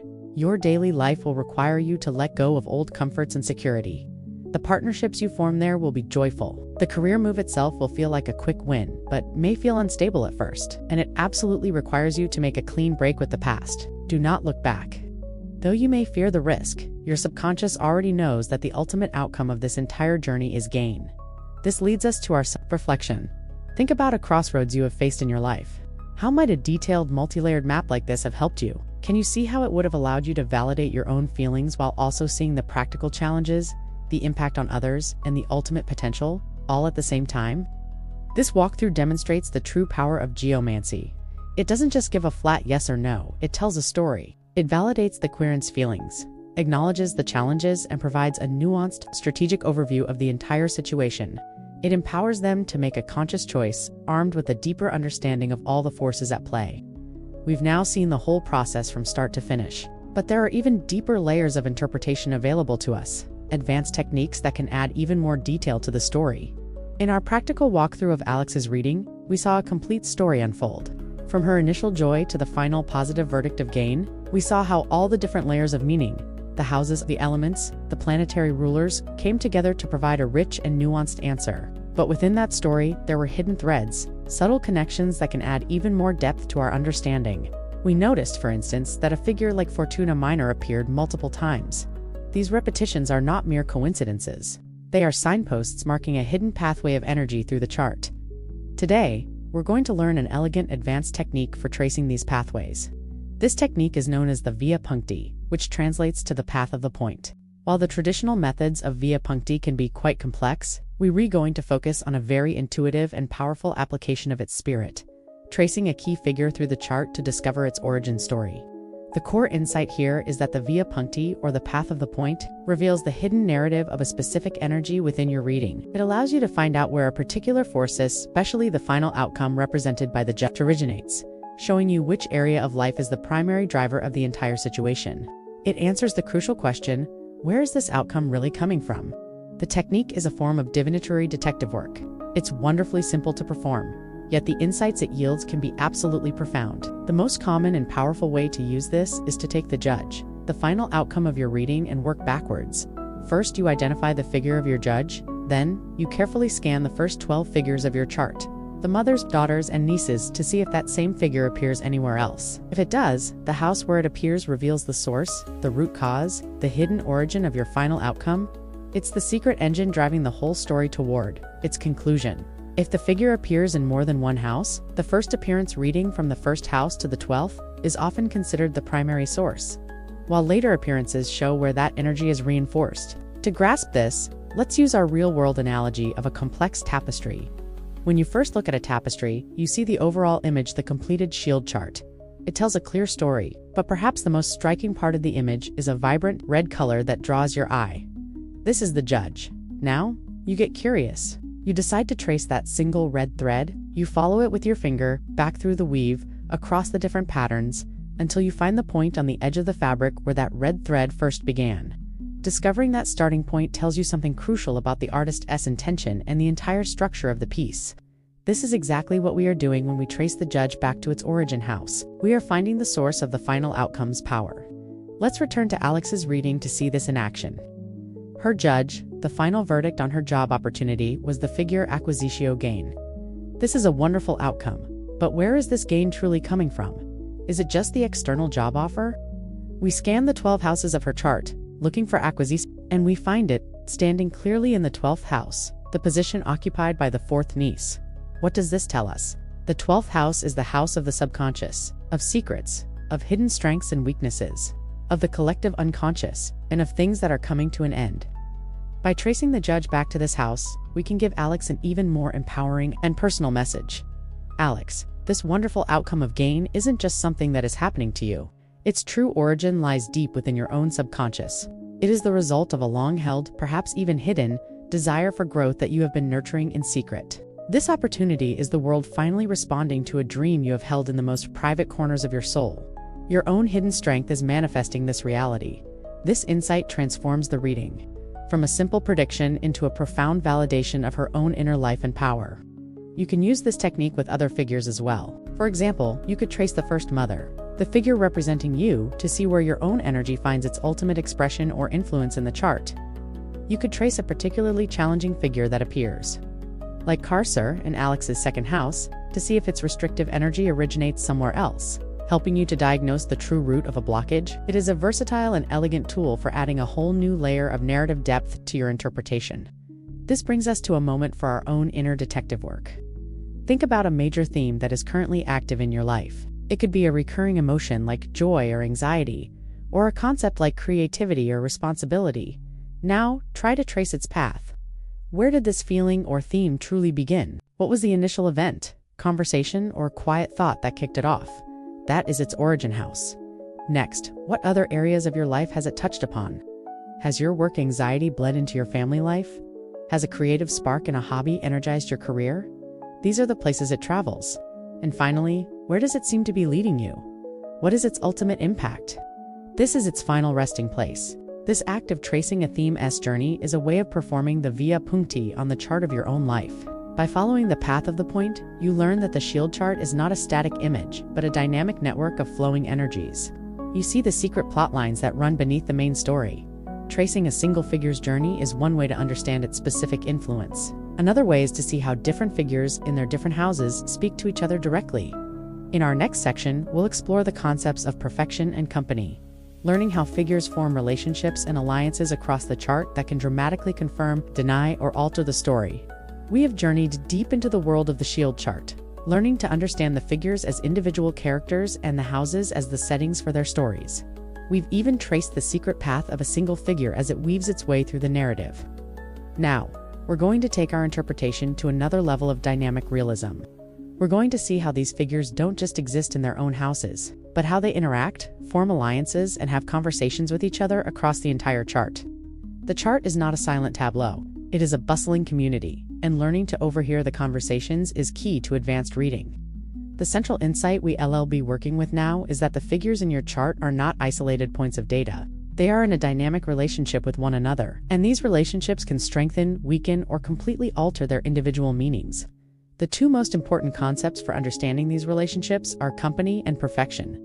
These traditional terms describe the different ways that the figures influence each other, turning your chart from a static map into a living, breathing ecosystem of energies. Let's start with the simpler and more intuitive idea: company. Just like in life, you are influenced by the company you keep. In geomancy, a figure is said to be in company with the figures that are immediately next to it. For example, the figure in the third house is in company with the figures in the second and fourth houses. This means their energies are blending, mingling, and affecting one another. If you have a wonderfully positive figure like Letitia Joy in the third house of communication, but it's right next to Tristisha Sorrow in the fourth house of home, it tells a story. Your communications might be joyful, but they are tinged with a sorrow that originates from your home life. The sorrow is keeping company with the joy, coloring its expression. You can look at any figure in the chart and see what its immediate neighbors are to get a feel for the influences that are shaping it. Now, let's explore the more powerful and predictive concept known as perfection. In traditional geomancy, this can refer to several complex movements, but for our purposes, we'll focus on its most direct and powerful form. Perfection describes a strong, direct connection between you, the querent, and the subject of your question. It's the clearest way to see if your goal is likely to be achieved. Here is how you look for it. First, you identify the house that represents the subject of your query. If you're asking about career, you look to the 10th house. For a serious partnership, the 7th house. For money, the 2nd house. Next, you look at the figure in your first house, the first mother, which always represents you. Then you compare your figure with the figure in the house of your query. The strongest form of perfection occurs if the figure in your first house is the exact same figure that appears in the house of your question. This is a jackpot moment in a reading. It signifies a perfect and effortless alignment between you and your goal. It's the universe showing you that who you are is in perfect harmony with what you desire, and the matter will likely come to pass with ease. If the figures are not identical, you can look at their relationship. Are they friendly figures? For example, are they both ruled by benefic planets like Jupiter and Venus? This is still a very positive sign of a harmonious connection. Are they unfriendly figures, ruled by clashing planets like Mars and Saturn? This shows a fundamental conflict between your personal energy and the energy of your goal, suggesting the path will be filled with obstacles. Let's use our real-world analogy of a dinner party to make this clear. The 12 figures in the houses are 12 guests sitting around a large table. The concept of company is about who you are sitting next to. Their mood and conversation will naturally affect you throughout the evening, but perfection is different. Perfection is when you look directly across the table and make eye contact with another guest, the guest representing your goal. If you both break into a wide, welcoming smile, the same or friendly figures, a powerful positive connection is made. The deal will be struck, the romance will begin. But if you glare at each other from across the table, unfriendly figures, it signifies a direct conflict of interest, even if the people sitting next to you are perfectly pleasant.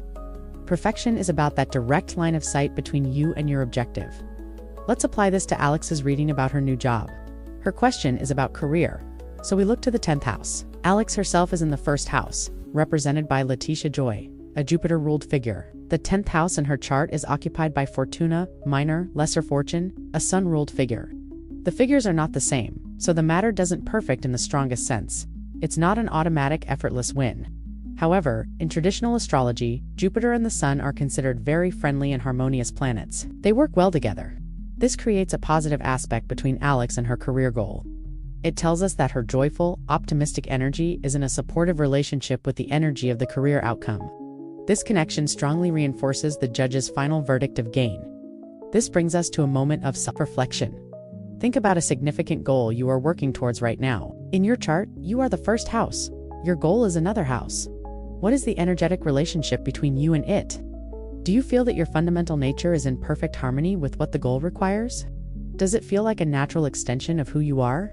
That would be a state of perfection. Or does it feel like you have to become someone else entirely, that there's a deep conflict between your personal energy and the demands of the goal? Analyzing this relationship can reveal where the path will be smooth and where you will meet resistance. By looking for company and perfection, you begin to see the chart not as 12 separate statements, but as a dynamic network of relationships, a society of figures in constant conversation. It shows you where the alliances are, where the conflicts lie, and most importantly, how your own energy is connecting to the object of your desire. Understanding these relationships gives us profound insight into if and how something will happen. But there's another question that we almost always bring to an oracle. In our next section, we'll explore some traditional methods for finding timelines within the Geomantic chart. We've explored the intricate relationships between the figures in the shield chart. Learning to see the story in their alliances and conflicts, this gives us a deep understanding of the how and if of our query. But let's be honest, one of the most pressing questions we often bring to any form of divination is when we want to know the timeline. When will I get the job? When will I meet someone? When will this difficult period end? While geomancy is primarily a tool for understanding the nature and quality of a situation, it does possess elegant traditional methods for estimating the timing of events. It's important to approach this topic with the right perspective. The main insight here is that geomancy is not a precise calendar, but it can provide powerful estimates for the timing of events by analyzing the nature of the figures in the most conclusive parts of the chart. Think of it less like a digital clock and more like a barometer. It tells you about the energetic climate, indicating whether things are developing quickly or slowly, and giving you a probable window for when the weather of your situation is likely to change. The first and most straightforward method for determining timing is one we've already learned. The distinction between active mobile and stable static figures.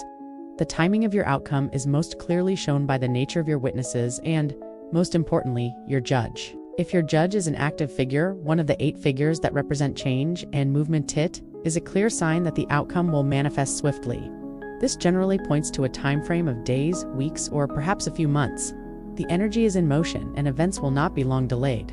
Conversely, if your judge is a stable figure, one of the 8 that represent endurance and permanence, it indicates a slower process. The outcome will take time to solidify and manifest. This points to a time frame of months, seasons, or in some cases, even years. This first look gives you an immediate sense of the pace of the situation. For a more nuanced estimate, we can turn to a beautiful system of elemental timing. This method assigns a specific unit of time to each of the 4 elemental lines within a figure. While different traditions have slight variations, a common and effective system is this.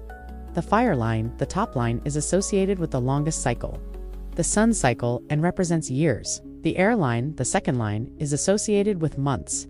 The water line, the third line, is associated with weeks, and the earth line, the bottom line, is associated with the shortest cycle, representing days. To use this method, you look at the structure of your judge. You identify which of its 4 lines contains a single active dot. The line with the single dot activates that unit of time. For example, if your judge has a single dot only on the water line, it would suggest a time frame of weeks. If it has a single dot only on the earth line, the matter will resolve in days.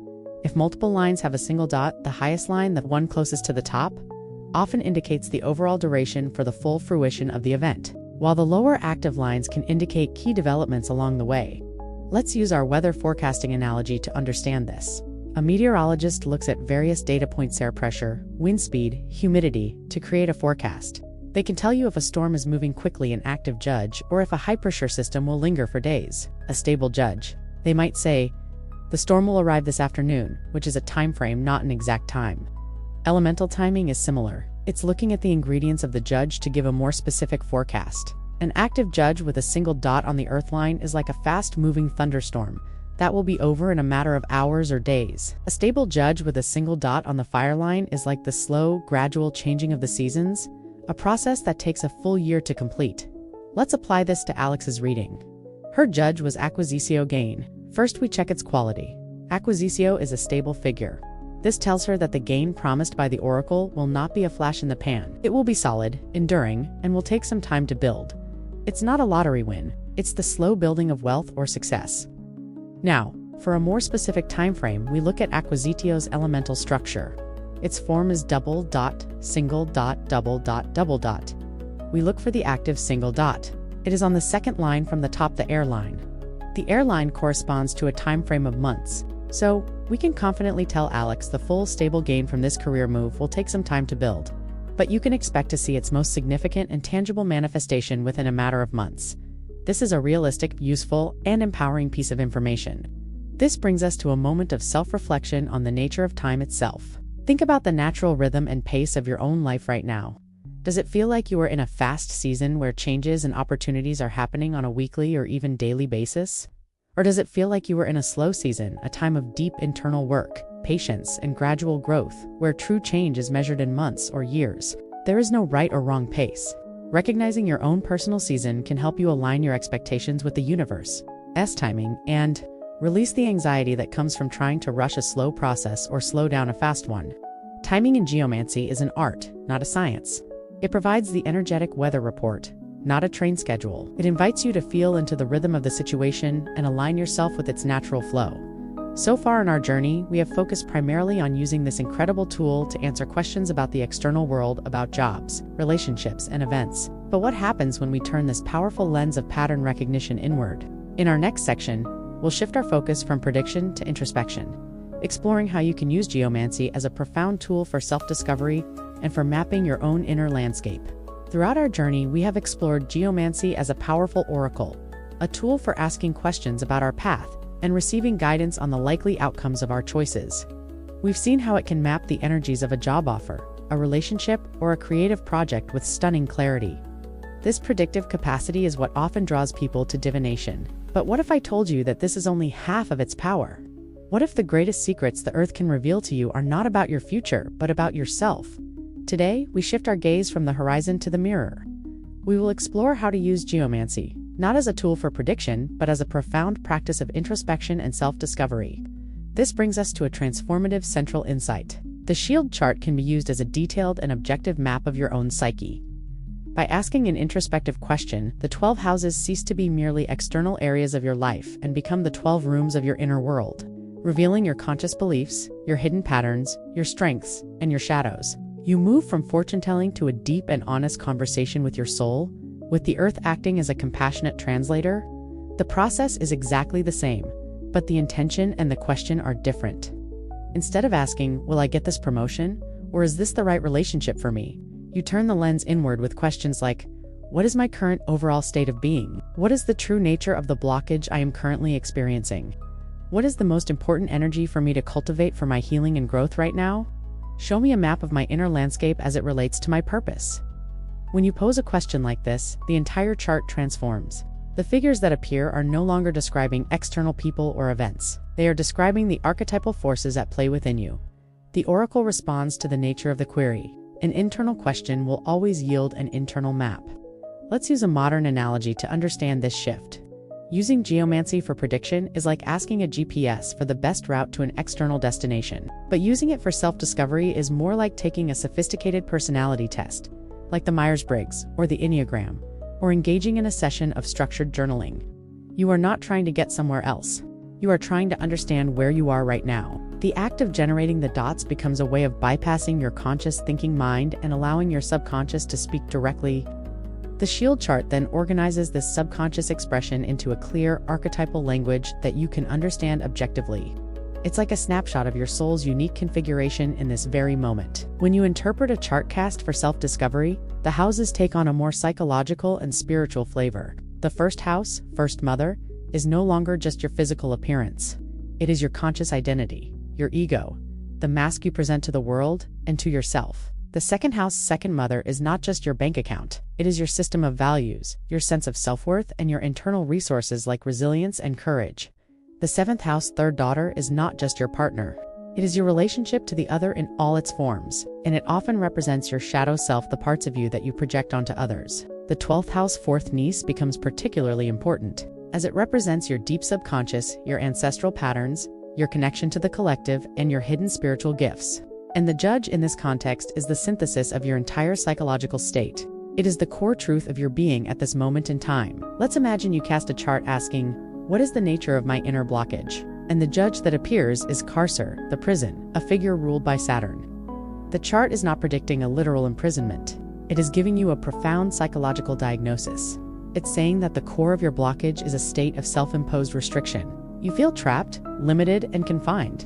You can then look through the rest of the chart to see the details of this prison. Is Carcer also in the 9th house of beliefs? Then your prison is made of limiting beliefs, is a difficult figure in the 4th house of your past. Then your prison is built from old family patterns. The reconciler would then become the key to unlocking your own cell, offering direct advice on how to find freedom. This leads us to a moment of deep self-reflection. You don't need to cast a full chart to begin this process. Just take a quiet moment and choose one of the 12 houses. One area of your inner life that you feel called to explore. Perhaps it's the 10th house, your sense of purpose and contribution to the world, or the 5th house, your relationship with joy and creativity. Now, honestly and gently, ask yourself, what figure, what archetypal energy resides in that room of my soul right now? Is it an energy of expansive joy, Letitia? Of necessary release, Amicio? Of ambitious action, Pure? Or of quiet wisdom, Albus? Simply naming the energy that is present without judgment is the first and most powerful step in charting your own inner landscape. This approach transforms geomancy from a simple divinatory tool into a dynamic, therapeutic, and deeply spiritual practice. It is a way of checking in with yourself on the deepest of levels. It provides validation for your feelings and objective insight into patterns you may be too close to see. It is a sacred act of self-witnessing. Mapping our inner world in this way gives us clarity. But what if we want to actively change that map? We can also take these potent symbols off the page and use them as active tools for meditation and manifestation. In our next section, we'll explore how to work with the sacred geometry of the figures themselves to create sigils and focal points for your spiritual practice. We have just explored the profound potential of geomancy as a mirror for the soul, a way to map the intricate landscape of our own psyche. This introspective use gives us clarity and self-awareness. But what if we could take the next step? What if after reading the map, we could actively and intentionally draw new pathways upon it?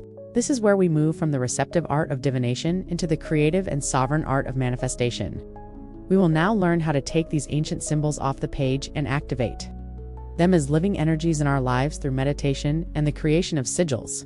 The core insight that unlocks this new dimension of practice is this: the 16 geomantic figures are not just passive, descriptive symbols. They are active geometric gateways to specific archetypal energies. Their simple binary forms are not random. They are cosmic resonant structures. By focusing our intention upon their sacred geometry, we can consciously tune our own energy field to their frequency, inviting their specific wisdom, strength, or grace into our experience. You are about to learn how to move from being a reader of the oracle to being a partner with it. Let's begin with the simple and profound practice of geomantic meditation. This is a way to directly commune with and embody the qualities of a specific figure. The first step is to choose a figure whose energy you wish to cultivate. For example, if you are feeling scattered and need to ground your energy to build something lasting, you would choose to work with Fortuna Major. If you are seeking a breakthrough in your creative work, you might choose Puella. If you need courage to face a difficult situation, you would call upon Pure. Once you've chosen your figure, take a piece of paper and carefully draw its symbol. Draw the 4 lines of single or double dots clearly and with intention. This act of drawing is itself a meditation. Place this paper in front of you. Sit comfortably, quiet your mind, and gently gaze at the figure. Notice its shape, its balance, its unique pattern. Allow your eyes to soften. After a few moments, close your eyes and visualize the figure in your mind's eye. See it glowing with a soft, powerful light. Imagine this symbol forming in your heart center, or perhaps above your head like a crown. Breathe deeply. As you inhale, Imagine you are breathing in the very essence of the figure inhaling, the stable success of Fortuna Major, the joyful harmony of Puella, the raw courage of Pure. As you exhale, release whatever is blocking that energy within exhaling, doubt, disharmony, or fear. Remain in this visualization for as long as feels right. This practice is a direct and powerful way to align your entire being with the archetypal force you wish to embody. Building on this, we can engage in the magical art of creating geomantic sigils. A sigil is a symbol that is created to represent a specific, desired outcome. It is a visual prayer, a logo for your intention that speaks directly to the subconscious mind. The beauty of geomancy is that it provides us with a set of 16 time-tested, universally resonant sigils that are already charged with immense power and history. You can take this a step further by personalizing them. To create your own geomantic sigil, you start with a foundational dot structure of your chosen figure. Draw the dots, but this time, instead of leaving them as simple points, allow yourself to connect them with lines in a way that feels powerful and beautiful to you. You could use flowing, curved lines to connect the dots of Puella to emphasize its gentle, artistic nature. You might use sharp, angular, arrow-like lines to connect the dots of Puella to capture its fiery, directional energy. The underlying geometric truth of the figure remains, but you have now encoded it with your own unique artistry and intention. The resulting glyph is a powerful, personal sigil that is both universally resonant and uniquely yours. To understand the power of this, think of a mantra used in meditation, like the sound Om, or a powerful logo used in branding. The sound Om is not just a random noise, it is believed to be a vibrational key that attunes the meditator to the frequency of universal consciousness. The Nike swoosh is not just a checkmark, it is an instantly recognizable global symbol of athletic achievement and determination. A sigil of acquisitio gain that you create and focus on works in the exact same way. It is a visual mantra, a sacred logo for the energy of positive growth, which focuses your subconscious mind and aligns your energy field with the act of receiving. Once you have created your sigil, you can charge it by holding it in your hands and pouring your intention, desire, and emotional energy into it. You can then place it somewhere meaningful on a personal altar, tucked into your wallet, taped to your bathroom mirror, or set as the background on your phone. Every time you see it, it will act as a silent reminder to your deeper mind of the reality you are choosing to create and the archetypal energy you have invited to be your ally. Let's close this section with a moment of active reflection. Take a breath and consider what one quality or energy you would most like to welcome into your life right now. Is it the joyful expansion of Letitia? The deep peace and wisdom of Albus? The solid security of Fortuna Major? Choose one. Now, close your eyes and simply visualize its pattern of dots.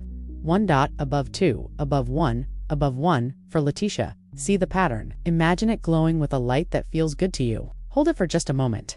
This simple act is the beginning of the magic. It is the first step in consciously calling upon these ancient and powerful allies.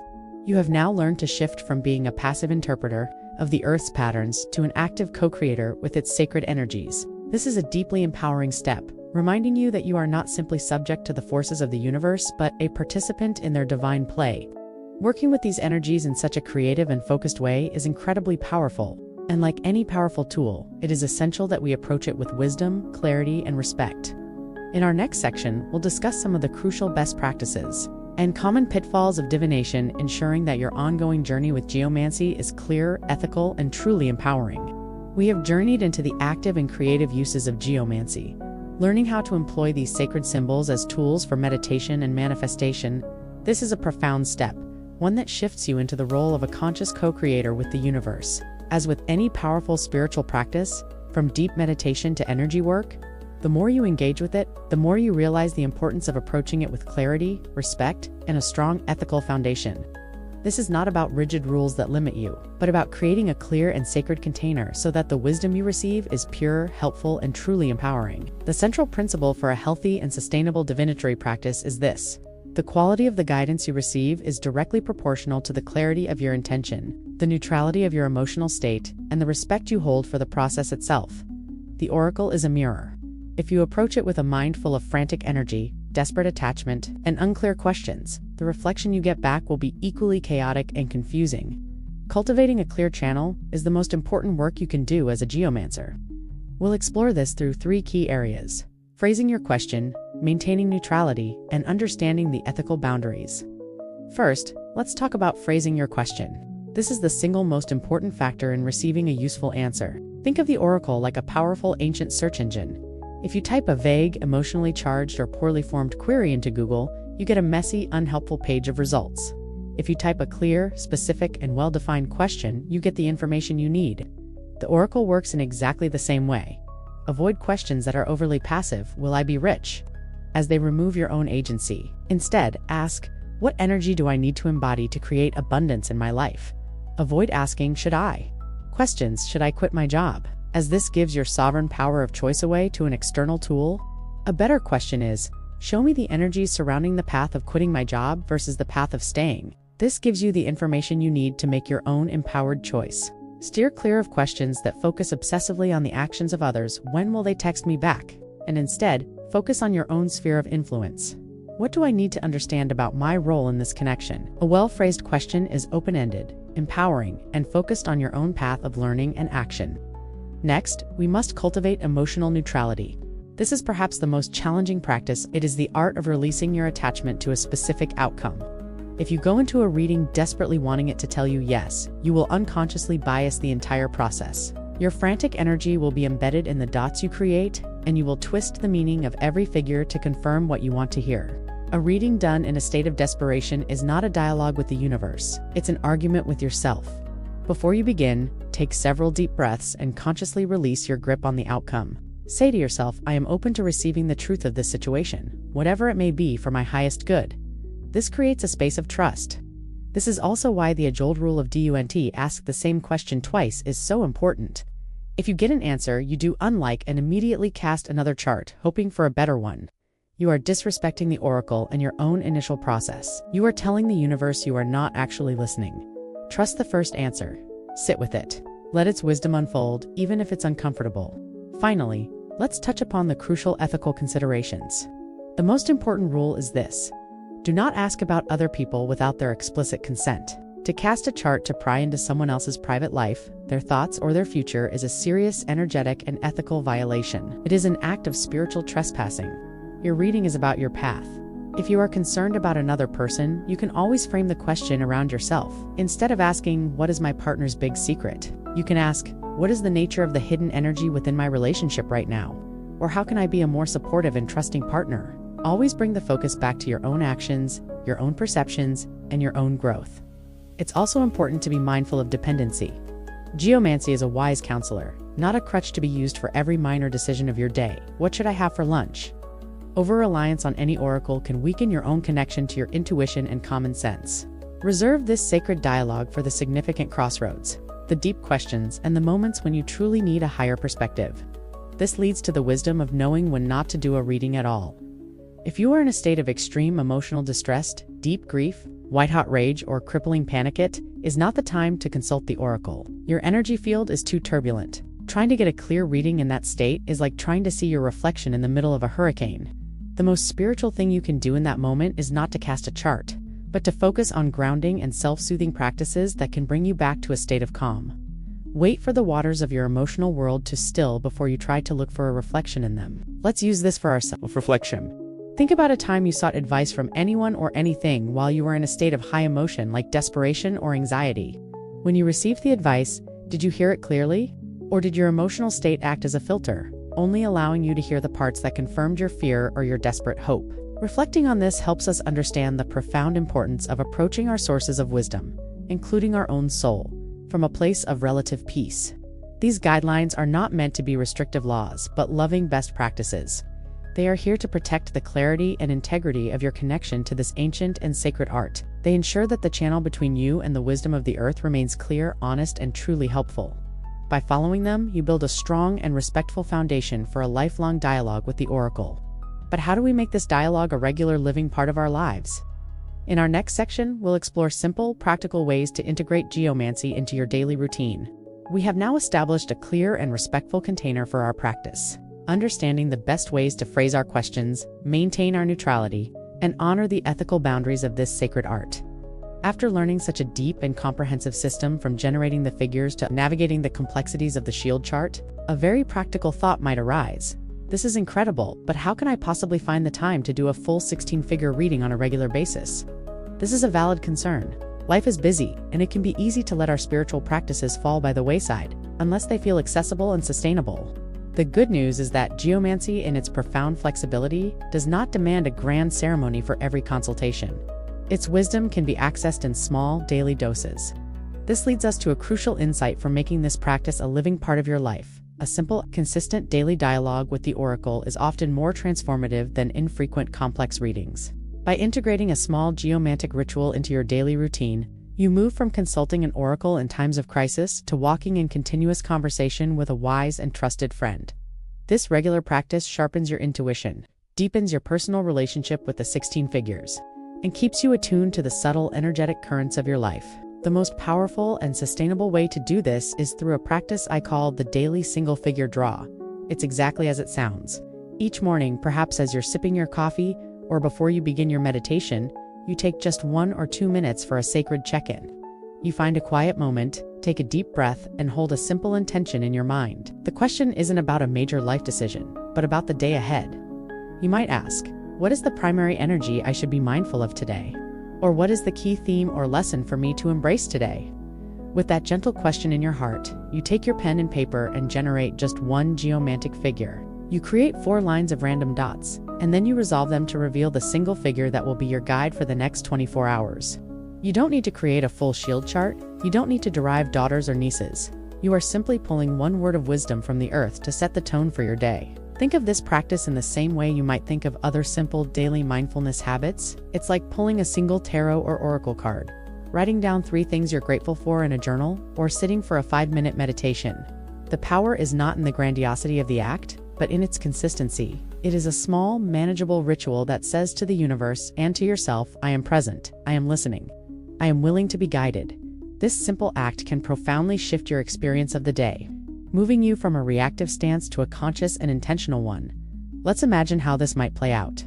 You wake up feeling a bit anxious about a busy workday. You do your daily draw, and the figure that appears is Albus White, the figure of wisdom, clarity, and peace, ruled by Mercury. This is your guiding energy for the day. It's a gentle reminder from the universe to prioritize clear communication, to not get swept up in emotional drama, and to seek moments of peace amidst the chaos. Throughout your day, when you feel that anxiety rising, you can recall the balanced, serene image of Albus and take a breath, realigning with its wise energy. Or perhaps you draw Pure, the boy, the figure of Martian action. This is a sign that it's a day to be bold, to take initiative, to start that task you've been procrastinating on, and maybe to make sure you get some physical exercise. If you draw Carcer, the prison, it's not a curse. It's a helpful heads up that you might encounter delays or frustrations. Armed with this knowledge, you can approach those obstacles with patience instead of anger, understanding them as part of the day's lesson in endurance. To deepen this practice, I highly recommend keeping a simple geomancy journal. Get a notebook, and each day, write the date, your question, and the figure you drew. Then, at the end of the day, take just 2 minutes to write a sentence or 2 about how you saw that figure's energy manifest. If you drew Letitia Joy, where did you find a moment of unexpected happiness? If you drew Amicio Loss, what did you have to let go of that day? Over weeks and months, this journal will become an astonishingly personal and powerful grimoire. It will be a written record of your ongoing conversation with the oracle. And through it, you will build a relationship with the 16 figures that is uniquely and intimately your own. This brings us to a moment of reflection on the nature of daily practice itself. What could a simple 1-minute sacred check-in look like for you? It doesn't have to be geomancy. Could you commit to taking one conscious deep breath the moment your feet touch the floor? Could you light a candle and hold an intention for 1 minute? Could you look out the window and find one beautiful thing in nature? What one small, consistent act could you introduce into your life to create a sacred pause and a moment of connection with your inner self before the outer world rushes in? This is the key to transforming geomancy from an intellectual pursuit into a true friendship. You are building a relationship through consistent, loving attention. You are showing up for the conversation each day. And in doing so, the oracle, the earth, and your own deepest wisdom will begin to speak to you with ever-increasing clarity and grace. This ongoing conversation is the true heart of the practice. It's what turns a divinatory technique into a living, breathing part of your spiritual path. In our final section, we will bring our journey to a close by exploring this beautiful idea of the living oracle and your role as a lifelong student in this sacred dialogue. We have arrived at the end of our shared journey, the final step in this introduction to the ancient and powerful art of geomancy. We began with the simple whisper of the earth, the idea that you could find profound wisdom in a handful of random dots. From that humble seed, we have built a magnificent structure together. We've learned the philosophy of the living earth, met the 16 sacred figures, mastered the art of generating a full shield chart, and explored the deep, multi-layered language of interpretation. From the elements and planets to the houses and the intricate relationships between them, we've seen how this art can provide clear answers to external questions and serve as a profound mirror for the soul. As we stand here at the culmination of this journey, I want to leave you with the most important teaching of all, the one that transcends all the techniques and rules we have discussed. The final principle is this: the ultimate goal of learning geomancy is not to master a system, but to cultivate a living, breathing relationship with an intelligent universe. The figures, the houses, and the rules of the shield chart are the grammar and vocabulary of a sacred language. They are the training wheels, but the destination is not to become a perfect grammarian. It is to become a fluent, an intuitive speaker, capable of having a direct and heartfelt conversation with the world around you and the wisdom within you. Think of it like learning a new language to communicate with someone you love who comes from a different culture. At first, the process is clumsy and academic. You are constantly looking up words in a dictionary, trying to remember the rules of verb conjugation. You sound stilted and slow. This is the beginning phase of learning geomancy, where you re-looking up the meanings of the figures and carefully following the steps to derive the chart. With practice, you start to form your own sentences.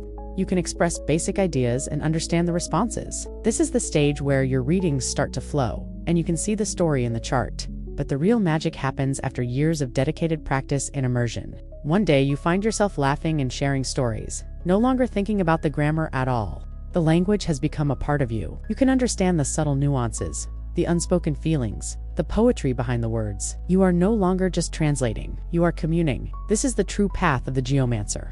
You will reach a point where you see the figure and you don't just think Mars, action, boy. You feel its impulsive, fiery energy as a living presence. You will see the judge and its message will arrive in you as a deep, intuitive knowing, a felt sense that is clearer than any keyword in a book. The system becomes secondary to the relationship. This relationship is with a living oracle. The Earth is not a static computer that spits out the same answer to the same input every time. It is a dynamic, evolving consciousness, and so are you. The advice you receive today for a problem might be different from the advice you would receive for the same problem a year from now, because you will have grown and the energetic landscape of the world will have shifted. This is why a daily practice, as we discussed, is so beautiful. It keeps the conversation alive and current, allowing the oracle's guidance to evolve with you. Eventually, this way of seeing begins to expand beyond the formal boundaries of the shield chart. The chart is the training ground. It teaches you to see the archetypal patterns, to recognize the language of the universe. Once you are trained, you begin to see that language everywhere. You will see a conflict between two birds in the sky and recognize the energy of Rubius. You will see the slow, steady growth of a tree and understand the patience of Fortuna Major. You will feel a sudden, intuitive hit to turn left instead of right, and honor the guidance of Via. The world itself becomes your living oracle, and every moment becomes an opportunity for dialogue. This is the ultimate purpose of this sacred art. It is not to make you dependent on a tool, but to awaken you to the reality that you are constantly surrounded by and participating in a vast, intelligent, and communicative universe. The answers you receive from a geomantic reading are not coming from an external alien source. They are coming from the confluence of your own deepest intuition and the wisdom of the earth that you are fundamentally a part of. The oracle is simply a mirror that reflects your own soul, knowing back to you in a language you can learn to understand. It is a practice of connection, of remembering that you are not alone, that you are held and supported, and that there is a deep and abiding wisdom available to you in every moment right beneath your feet. Let's close with one final moment of reflection, the simplest and yet most profound practice of all. Right now, in this very moment, wherever you are, just pause. Gently close your eyes or soften your gaze. Look out the nearest window or simply feel the subtle energy of the space around you. In the quiet of your own heart, ask the world this one simple question: what do you have to teach me right now? Don't look for words. Don't try to form a figure in your mind. Just listen with all of your senses. Listen with your eyes, your ears, your skin, your heart. What is the very first thing that comes to your attention? A bird's song? The feeling of the air on your skin? A distant memory? A sudden feeling of peace? Whatever it is, receive it as the answer. This is the beginning of the true dialogue. The path of the geomancer is a journey home. It is a return to a state of intimate conversation with the soul of the world. The 16 figures are your trusted companions. The shield chart is your map, and the destination is a state of being, a way of walking through the world with open eyes and an open heart, in a perpetual, loving, and life-giving dialogue with the living oracle that is the earth itself. Thank you for joining me on this deep dive into the art of geomancy. We've journeyed from its philosophical roots to its practical application, seeing how a few simple marks in the earth can unfold into a profound map of our lives. The key lesson is that this ancient wisdom is not locked away in old books. It is a living, breathing dialogue that is accessible to every one of us. It is a tool for seeing your own inner truth reflected back to you by the wisdom of the earth. Each morning, take 2 minutes to ask, what energy is guiding me today? And create your one figure. This small act will begin to open a channel of communication that will enrich your life in ways you couldn't yet imagine. Trust that you have an innate and powerful connection to the universe. You contain all the wisdom you will ever need. Geomancy is not a crutch, but a beautiful key. One that helps you unlock the door to the vast library of wisdom that already exists within your own soul. That's all for today. Keep trusting your intuition, and I'll see you in the next one.